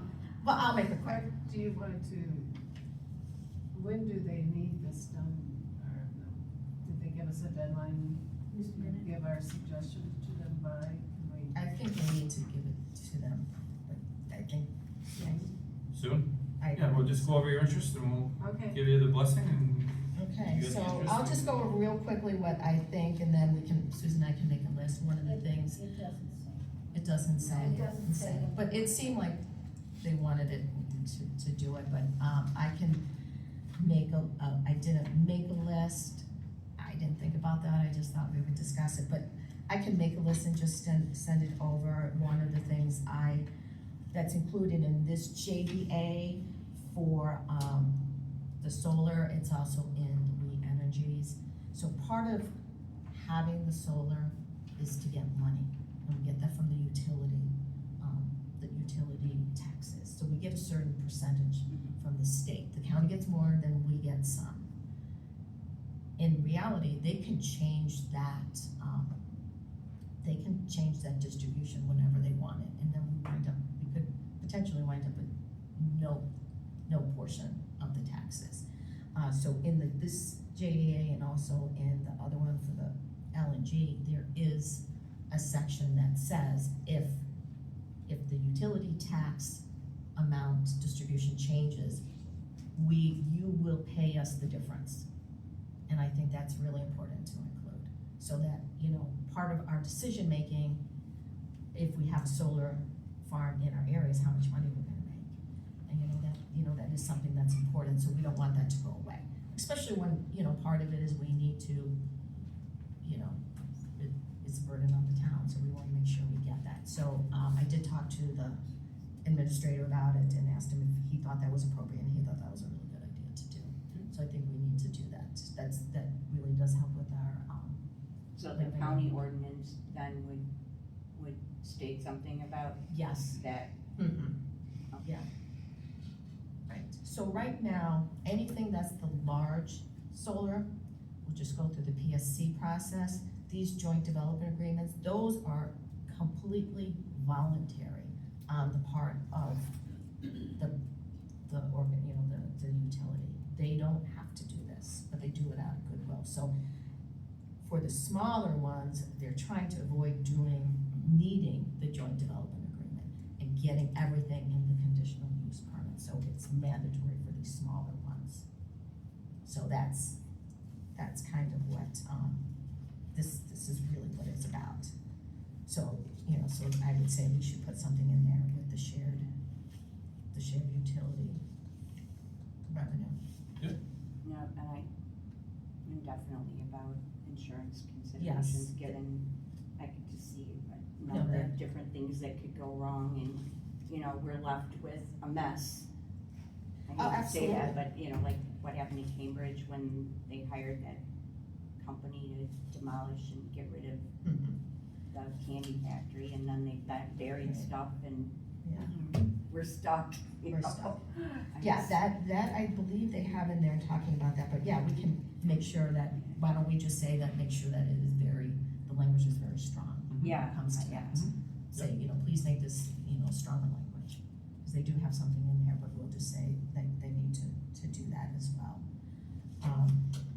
I think, good, so we'll add those three things so far. I think another option would be to, right now, they don't have any, groundwater sampling. And, it's unlikely compared to some other industries, like pipelines, that they would, they might, contaminate the ground, but it might not be a bad idea to do some initial groundwater. Yeah, and that would be because sampling. of battery storage, is that why you Yeah. say that? Okay, just so everybody knows, solar farms have typically a lot of battery storage on site, and if batteries leak and there's, not caught or whatever, but that's a great idea. And I don't know, based on if they could, they're not gonna be able to having probably monitoring wells all over the place with the whole system, but at least do some background, sampling, so if there is something in the future, they may have, at least they have a background, data that they can go with. Yeah, that's good.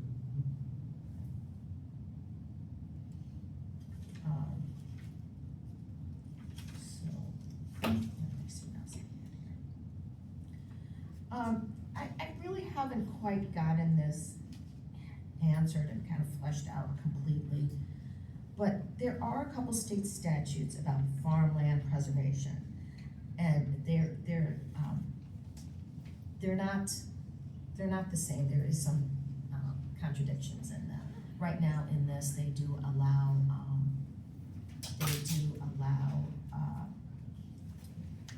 the farmland preservation to be part of this.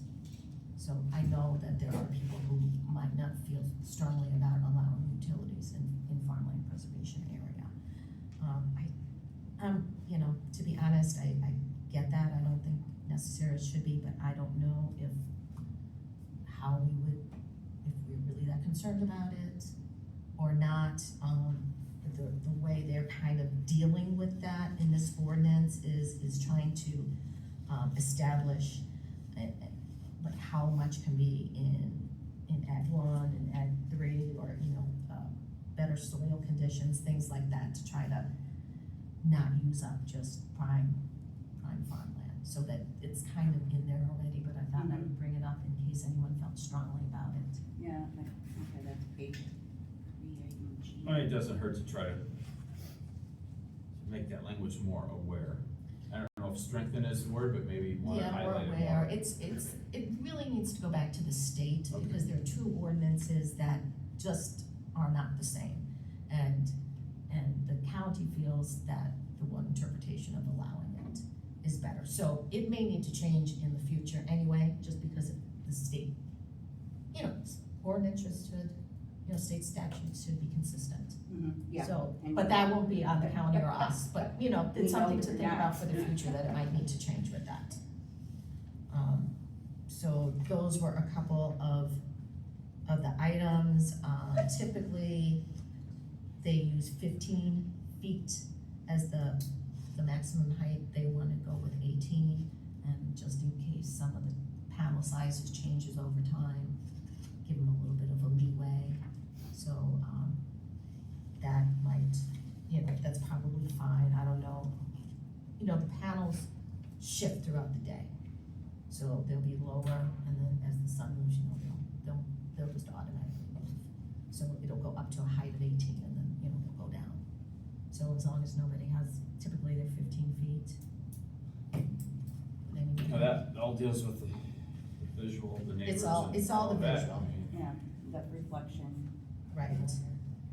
So those were some of my, my comments, for that. Like I said, for the smaller ones, it'll go through the same conditional use, permit. When I was on the county board, I really pushed to get utilities out of this section of the ordinance, and and have it more of a standalone that would go through the full board as opposed to just as a conditional use permit. But that's not what they're doing.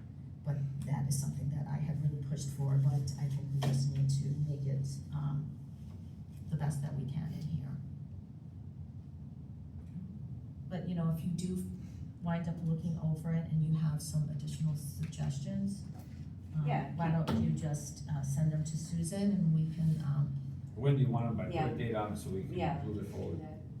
You want a couple more days? Or yeah, like maybe a couple more days, maybe by the end of the week. Why By don't you, Friday. by Friday? Yeah. If you find anything, please give it to Susan, so then we can all take a look at it. Yep. And then I can send it next week. Yeah. Yes. I Does think that, after talking about it and then re-looking at it, we might come Yes. up with more. no, it's just that I, you know, was more familiar with this, yeah, so those are, I think, some of the main things. Otherwise, I think it's pretty good and I think it's pretty, thorough. And it does help protect us. Like I said, the JDA will not change for this unless we went back and everyone was in agreement. I do not know if this will be even being built. Their deadline for construction, starting construction is July. And with, you know, it might not be feasible just because of the cost of, the equipment going up, that they may not do that. They could potentially ask for another, extension, but they were very vague on what the But this plans were. ordinance would apply to To more every- than just that, right? Yeah, it wouldn't apply to this at all, but I just wanted to give you an update on that. I was like, Sorry about that, but no, I Okay. just, I asked about it, so I wanted Okay. you to know. And the only other item I thought too, that they do put, just like a regular conditional use permit, you know, when you can start, I think we should have a completion date. You don't want them to build a half an acre and let it sit there, and then 5 years later, when Right. the industry changes and what we know about this industry changes, and now they're grandfathered into something we don't want. We have a good example of that in Oakland right now, where a plan was approved and Yep.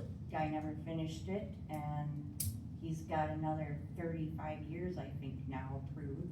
And it's Yeah, like, exactly. that's When- ridiculous. Exactly, so that was the other thing We're I thought. hostage to that, Right. you know, we can't, that just makes no sense. Yeah, so I thought we could put that in there as well. So if you come up with anything else, I don't think we need to, we made a motion to include all of your No. suggestions. So I think that's good. Look at it with fresh eyes and see if anything hits us, and Okay, perfect, by Friday. perfect, good deal. Can I ask, where do they wanna build this up? The solar, well, it is by G, Highway G. Highway G in Where's 18. Fort Atkinson?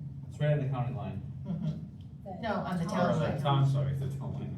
County- Most of it'll be Township line. township line, We would share it with Jefferson. Yeah, this is already a done deal, town of Lake, or town of Jefferson. town of Jefferson.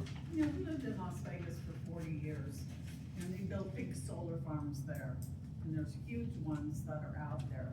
The technology has changed so much that they're not going to use these solar panels at all, so they're sitting there. So do you have something that you're gonna put in there? Yes, it is in here, so they have, within 12 months of not being in use, they have to start decommissioning.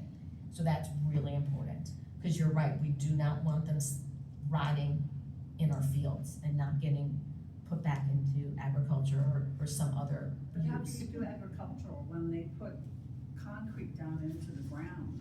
That's part of this, that they would have to remove everything, and part of it is that they would have to bring it back to pre-existing conditions. So they will need to do that, so that is part of it, and it's really important to do. Okay, so we'll move on, Wanna read it? No. I'll send you a copy. Yeah, I mean, it can't hurt. my agenda, I don't know where, okay. Oh, okay, discussion and possible action on ordinance 60, driveway and highway access permit ordinance. So we voted on, the changes last month to repeal and recreate the ordinance. Originally, we just had it separated, and then, we voted to, to repeal and recreate the whole ordinance, not just the sections. We added the 2025-60. There was a typo, we made that change, and the reason, we voted to just incorporate it and be done with it. The reason why that it is coming back here was just for one section that was removed, section 3. It was about how they voted on this last time, and it was not how we voted on it. It says that it was by a roll call vote, which is not required. But as we, put the, minimum request, section 3, new section 3 and section 4 into it, we realized that that had to be removed about, how that section, because it was no longer pertinent. So that's the only thing that has changed from the sections, the sections that we have revised are just incorporated into here. So that's all was done, so it's really not No, much. we're cleaning this up. We're just cleaning it up. Okay. We're just I'll cleaning make it a up. motion to approve ordinance 60 as presented. Second. Okay, any further discussion? Okay, all in favor say aye. Aye. Aye, okay. Okay. So Enbridge update, so there are a few things going on. The Enbridge did post their, or they sent it to the DNR, and the DNR posted their work plan to the Burts, so that's on the website. It was missing a few items that I thought would be in there. It's not typically not as much as done on a site before they do a work plan, but this one had quite a bit of work already completed, so I thought they would add more remediation activities, the potable well, and more excavation on there. They have mentioned in there that they are going to be submitting that under separate reports. It's my understanding that that will all be submitted within this week or next week. I've been told that. The county and the DNR and I had talked about the radius of the potable well sampling. The requirement, based on what is observed right now at the site, hasn't migrated off the site, is 1,200 feet. The county, Elizabeth from the public health, and I really advocated for a bigger radius. We thought that we need, just out of abundance of assurance to our community and caution, and that it should be more. And so the distance is going to be a half a mile for now.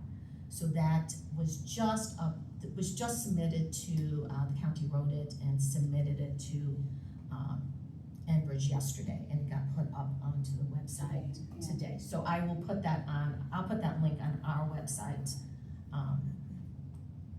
So this it's week. going up to a radius of A half a mile. So what will happen is, if they put in further, if there's any kind of migration of the contaminants, then they will have to put in more monitoring wells and potentially test additional potable wells at people's houses. Because it's winter time now. I mean, chances are when we start getting warmer weather, it may start to move. It may, it's pretty warm down further, but yeah, it may. So they will be sampling and doing all that, that's part of the work plan. They did not add, I did ask that too, they did not put a frequency of sampling. And the DNR said about quarterly, that's pretty standard, is quarterly. So that will need to be added as well. And I did talk to Enbridge, and they said that they were gonna be submitting all of that in the next couple of weeks.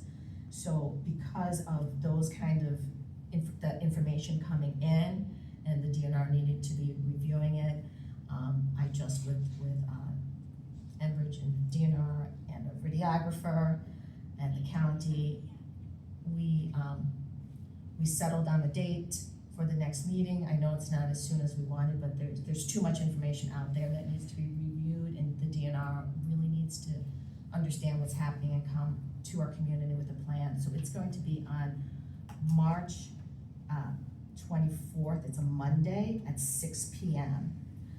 So they will be coming, they'll do the same basically as we had last time. They will be presenting along with the engineer, the third-party engineer, GEI consultants will be here. The DNR too will be available for questions. We will do a question and answer session just like we did last time.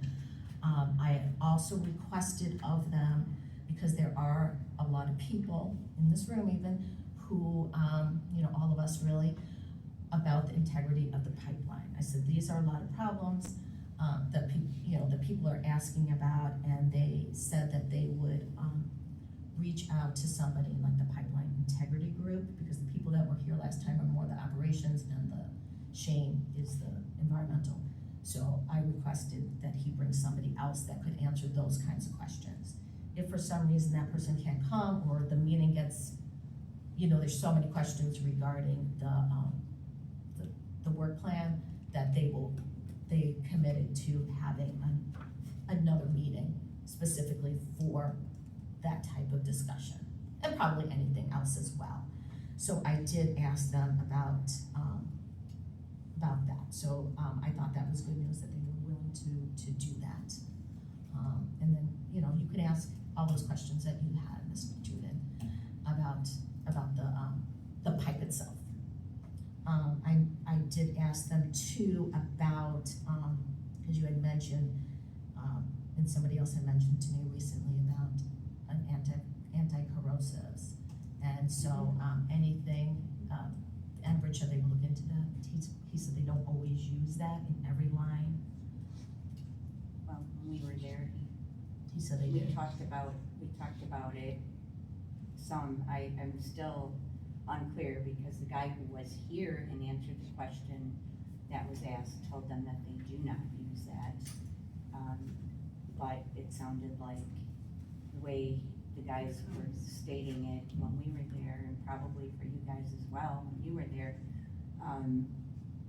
that he tried to make it sound like it was naturally a part of the oil, and that it was separated out when it reached its destination and piped back up. The diluent, No, that's the yeah. diluent that thins it out so that it could Flow. flow more easily. Yeah.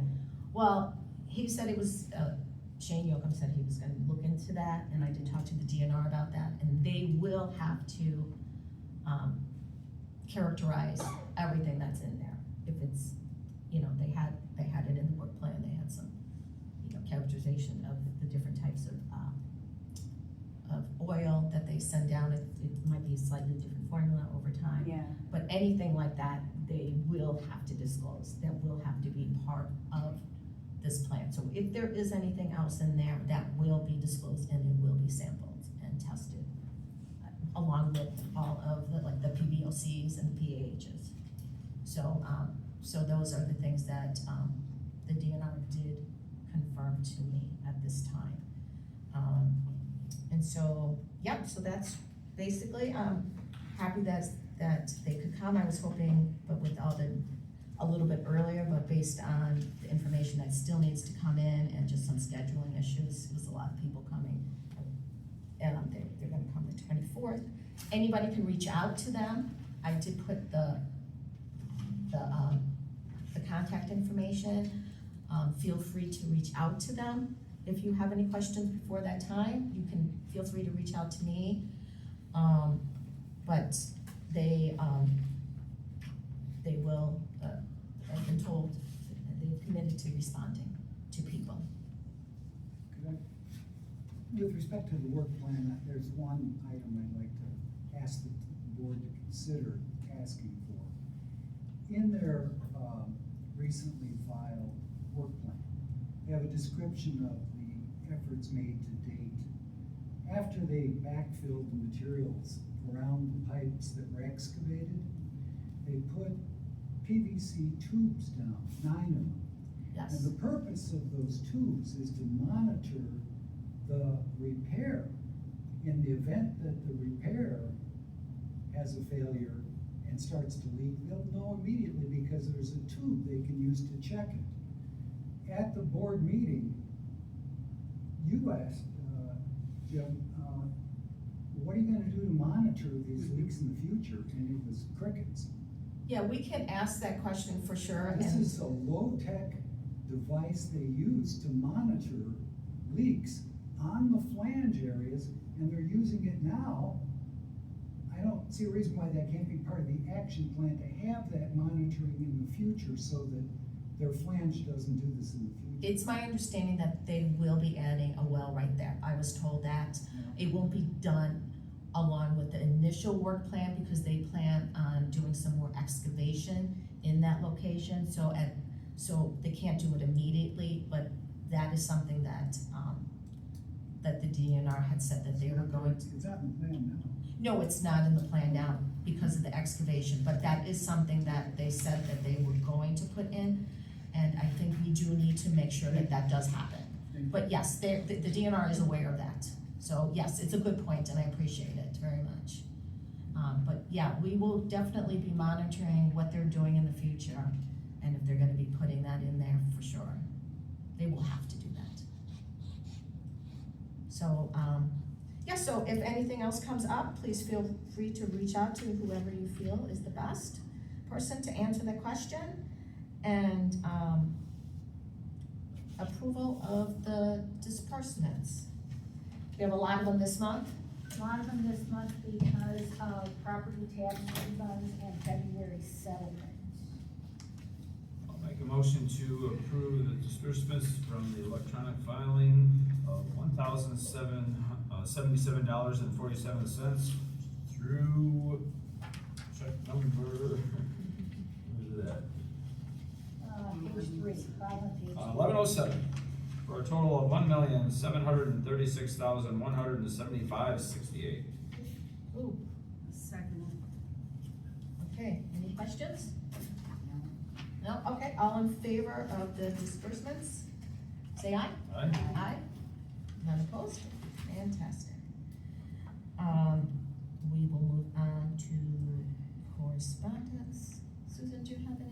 The only correspondence was in your packet. It was the minutes, the draft minutes from the February 4th Planning Committee and the Lake Mills Fire and EMS report. In the future, we'll make sure that they're labeled a little better. Okay, great. So the board of review training, The does board of everybody know review- when that is, if they? I'm signed up for one that's like March 18th, I think, in Whitewater. Yeah, I don't have that one. Okay, I sent in registrations for Joy and for Laura. I have not sent in one for you. I did it on my own. You and did it paid on for your own, on but my own. then you'll have to, let me know and I'll reimburse Okay, you. all right, But, yeah, board of review training is in the district meetings. okay. I did talk to Senator Radcliffe's office and they, on the 25th of March, they're still figuring out a location, but they will be having a listening session for the state budget on the 25th at noon, they said. I will be able to we'll post that once we know where it's gonna be held, but it'll be for the Cambridge area. So anybody who wants to have her answer questions about the budget, please come. I believe that Representative Joe Fitzgerald will also be attending that meeting. Okay. Alright, before, we go on to the last thing, I guess I'd like to, we don't do approval of our agendas like most other town boards do. So there's not really a formal place for us to make, requests for additions to the agenda. And I would like to, have some conversation at some point about approving the agenda so that there is a place that things can be asked to be added to the agenda. I also looked in, Robert's Rules of Order, and they say that a secondary place would be under section about new business, which we don't organize our agendas that way. So I guess I'd, like to have you guys think about that and see, because we don't have a mechanism in place right now that would allow us to ask to add things to an agenda. And that is, In the past, we've just asked Yeah. Susan for something to add to the agenda, and it's been added, but I know I've tried to add things to the agenda now, and they have not been. Well, they just weren't ready to be brought to the meeting yet, so once they're brought, they will be brought to, it just isn't ready for today. That was the problem. well, that's your opinion. I'm sorry, but. Well, there yes, are- it is my opinion. Yes, it is, And but that's you're my- one of us, you're one of 5 of us. Well, I am responsible for, setting the agenda. That is the chair's role, to set the agenda and make sure that we have all the information necessary to have a complete and productive conversation about something and be able to vote on it. So, if there's something that you have and that you have all the information, we can, add it, but, but if there isn't enough information to have a productive conversation, or if something isn't ready to be brought to the meeting because it needs additional work, then it really does need to be up to me, or if it has to deal with, the administrative role, then we just can't do it, because then we just cannot have a vote and a productive conversation. But not everything that is or would be on an agenda would require necessarily a vote or a decision, on whether or not to do or not to do something. It could very well be a discussion about whether it's worthwhile to pursue something and whether or not it makes sense to maybe assign a committee to review something, or assign people to do research of various things. I feel like that work should fall on all of us and not burdening simply the, Susan or whoever is doing Susan's job, or necessarily the chair. I think we all have an equal responsibility to be able to, do our research and be as knowledgeable as possible on a topic in advance of it coming to us in the form of an ordinance or any other potential. It doesn't have to come to an ordinance, but we have to be able to have information. Information has to be provided. If information cannot be provided for other board members to look at and have some type of infrastructure to discuss it, then it can't be brought, it cannot be a, can I add this to the agenda without any information Well, provided? we can't discuss things unless we're at a board meeting or have a quorum notice. So the only place we have to do an initial discussion on anything is what's on the agenda. And it's the only place where, if it's on an agenda, the general public can see that there is a discussion about it. And if they have comments or thoughts or concerns that they'd like to share on the topic, they have an opportunity to make those known to us prior to us doing a bunch of Some work has to be done to have a discussion. If there's something that you would want to put on the agenda, you have to provide to the chair information, and it needs to be enough to have some sort of discussion. It cannot just be a free-for-all. If there's something that you have done, it's not a quorum. I know you did, and I felt that it was not ready in the least to come to the board. So that should be a discussion of all of us. I mean, that's not a single discussion that you. It is, you made some changes, I do not feel that one thing is ready in the least to do. So it will be, changes will be made and it will be brought. But you're If you making the have- changes on your own, Yes, not as a board.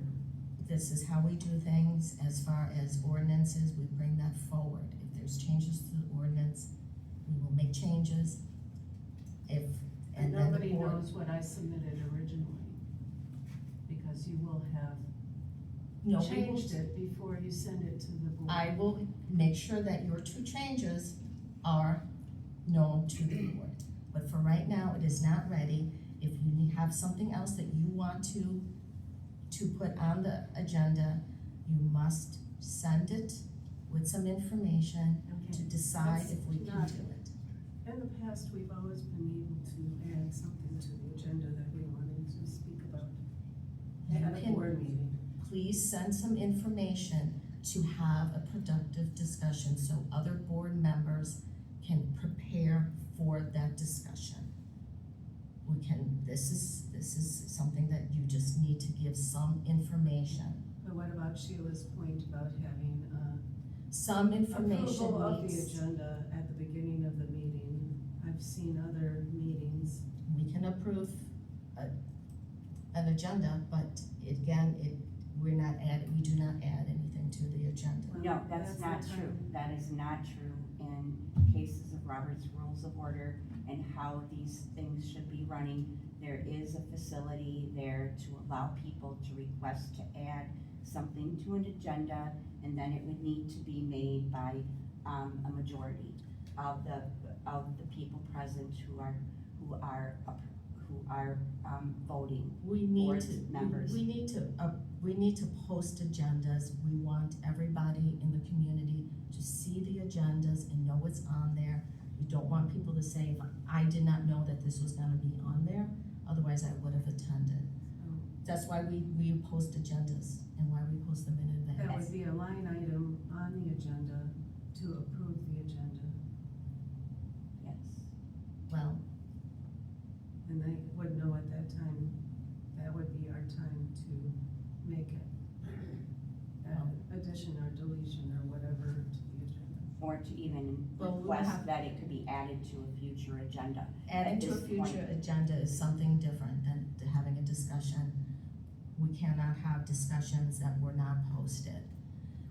So we can talk about that further if you have some information that you want to send for consideration, please do so. But, And I'm going to ask you then, I'll set that aside, I'm gonna go, okay, next time, I want something on the agenda, I will send the research ahead of time, and I would expect it to be on there. But other than that, if people ask to have something placed on an agenda for discussion, I'm respectfully asking you to put it on the agenda. if there is adequate information to put it on the agenda. It might just be a discussion about whether or not it is important, for instance, in the case of the short-term rentals. It might just be a discussion among us to determine if we've had any communication with people, if people have contacted us. Is this something we Okay, all but we're agree? not gonna, we can discuss that later, but for right now, we just need to. You're not allowing us to discuss that. You're not allowing it to be on the agenda. Okay? There was no So information to put on the I agenda. gave you good information. You did give me one bit of information. I didn't get any information. It's clear that we're not going anywhere with this. No, so I did not get I any think we'll just information. leave- If you want that to is- email information, you can email information. But I did not receive any information. So Yes, until. you did. I gave you the information that I felt that it was important to be on the agenda, that people have brought it up to us numerous times, or at least to me, and I believe Joy, and they wanted they would like the topic addressed need of some short-term rentals. We need some information before, there's a lot of implications. There are, and all the more reason why we should That's. put it on the agenda so with- that with people some can bring public information. comment, and then we have Information. information, and then we can decide what action to take We- and what information to gather. We need some information to have a structure for discussion, All right. otherwise there's not a productive, there's not productive All right, discussion. we're not getting So anywhere. we're not, so this is the end, we are not discussing any further with things that really aren't appropriate at this time. Please understand though, you are the chairperson. You Yes. lead and facilitate. You are not the sole decision maker. You do not have veto power. I'm We not are vetoing equals. anything, I'm not vetoing anything. All right. But when I do When you make decide the not to agenda, put something on the agenda, you're vetoing our opinion that it needs to go on the agenda. that is the job of the chair to make sure that things are ready. They're not, it is the responsibility to make the agenda. That is the responsibility of the chair. All right. So let's move So- on. All right. Yes, There- Jimmy. There's some work that needs to be done here. Us sitting here going back and forth is not gonna solve it, so let's take some time and figure out a way, a mechanism, a process that we can share our opinions with the group, and then they somehow can filter forward to either the board or another committee. So let's work on that for the future.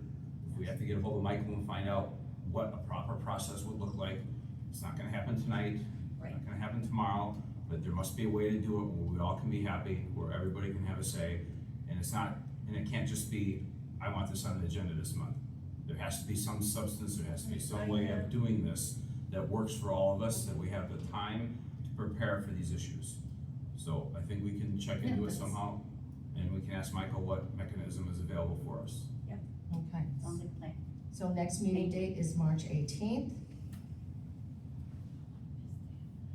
And I entertain a motion for adjournment. Now, Okay, all in favor, say aye.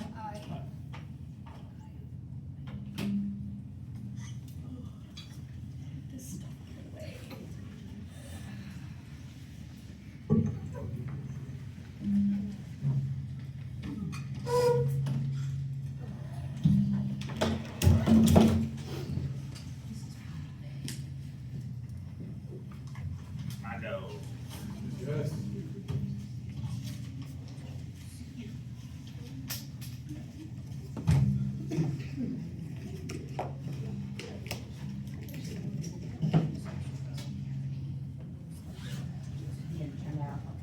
Thank you.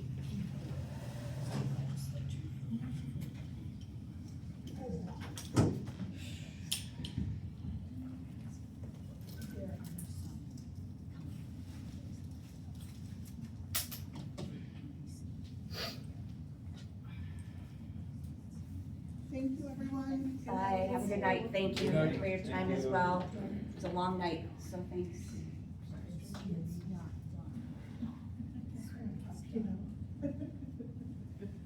Thank you, Susan. Thank you, guys. Thanks for coming, you Bye, guys. have a good night.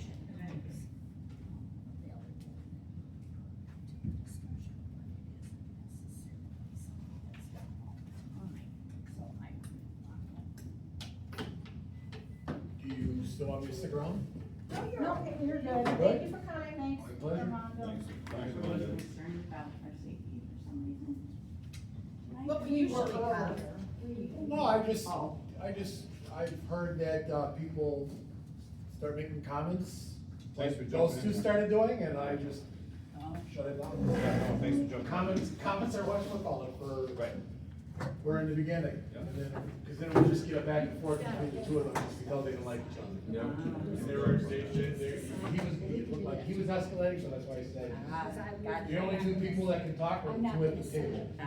Right. Fiancé and the attorney. Right. Everyone else is Oh, shut. you jumped in perfect time, otherwise I Because would I have. kind of want to make sure I understand what we're asking. Cool. All right, everyone, have a great night. Thanks, Armando. You're very welcome. That petitioner and attorney work on a list of conditions. Yeah,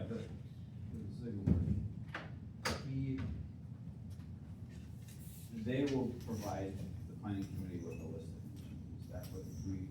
That's what I wrote down. So, then, my understanding would be then that the They would have committee- to come here. Well, no, back up, my understanding at the committee level would be they would have the right to add to those conditions.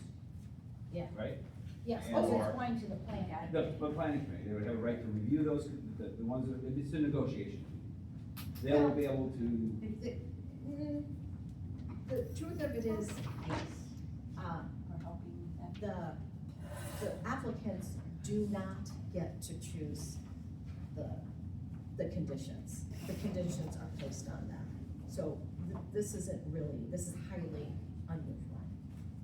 well, we sent things back to the planning committee But having the applicant come up with the conditions is like saying, here are the conditions I want. So you don't need to approve what they submit to you.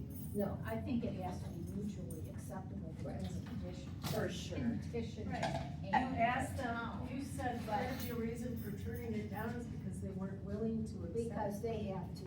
Provide, to go along with conditions. But He it was- didn't he sound like was they un- even knew what the conditions were.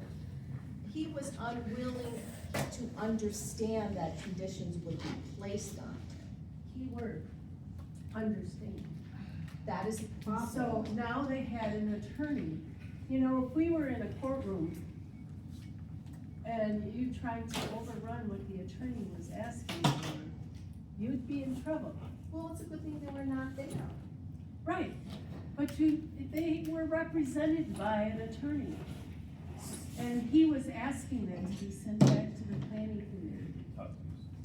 Well, it's not required, just because you lawyer up, doesn't It's just same thing as, it's up to you about everything, about putting whatever you want on the agenda. It's not up to Whenever you. you think it's ready to be put on the agenda. That burn ban ordinance is a piece of shit, Joy. You would be embarrassed by the number of comments I have if I brought it back.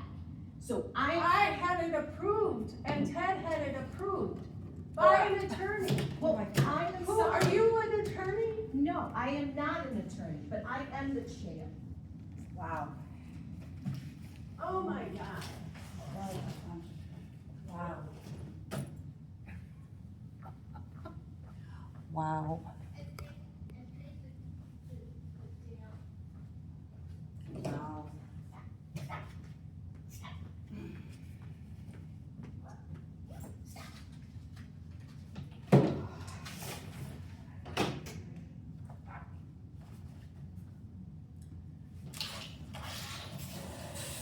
Sheila, do you put that up on Facebook? Because I'll do the best I can to, do the minutes, but, if I need to check it out. Yep, it's loaded to my YouTube, so I will send you a link. That would be great. Okay, in Yeah. fact, I finally consolidated a bunch of them, and because I had fire commission, and I had, ours, and one other, so I organized them, and I set separate playlists.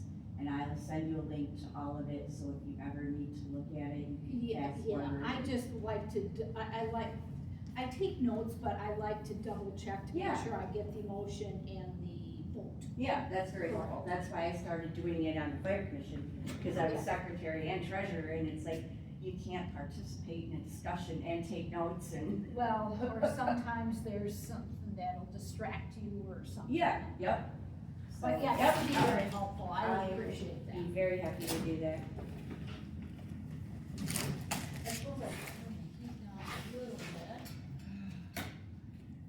Are you gonna go out the other door? Yep, I'm gonna go out the other door. I locked that already.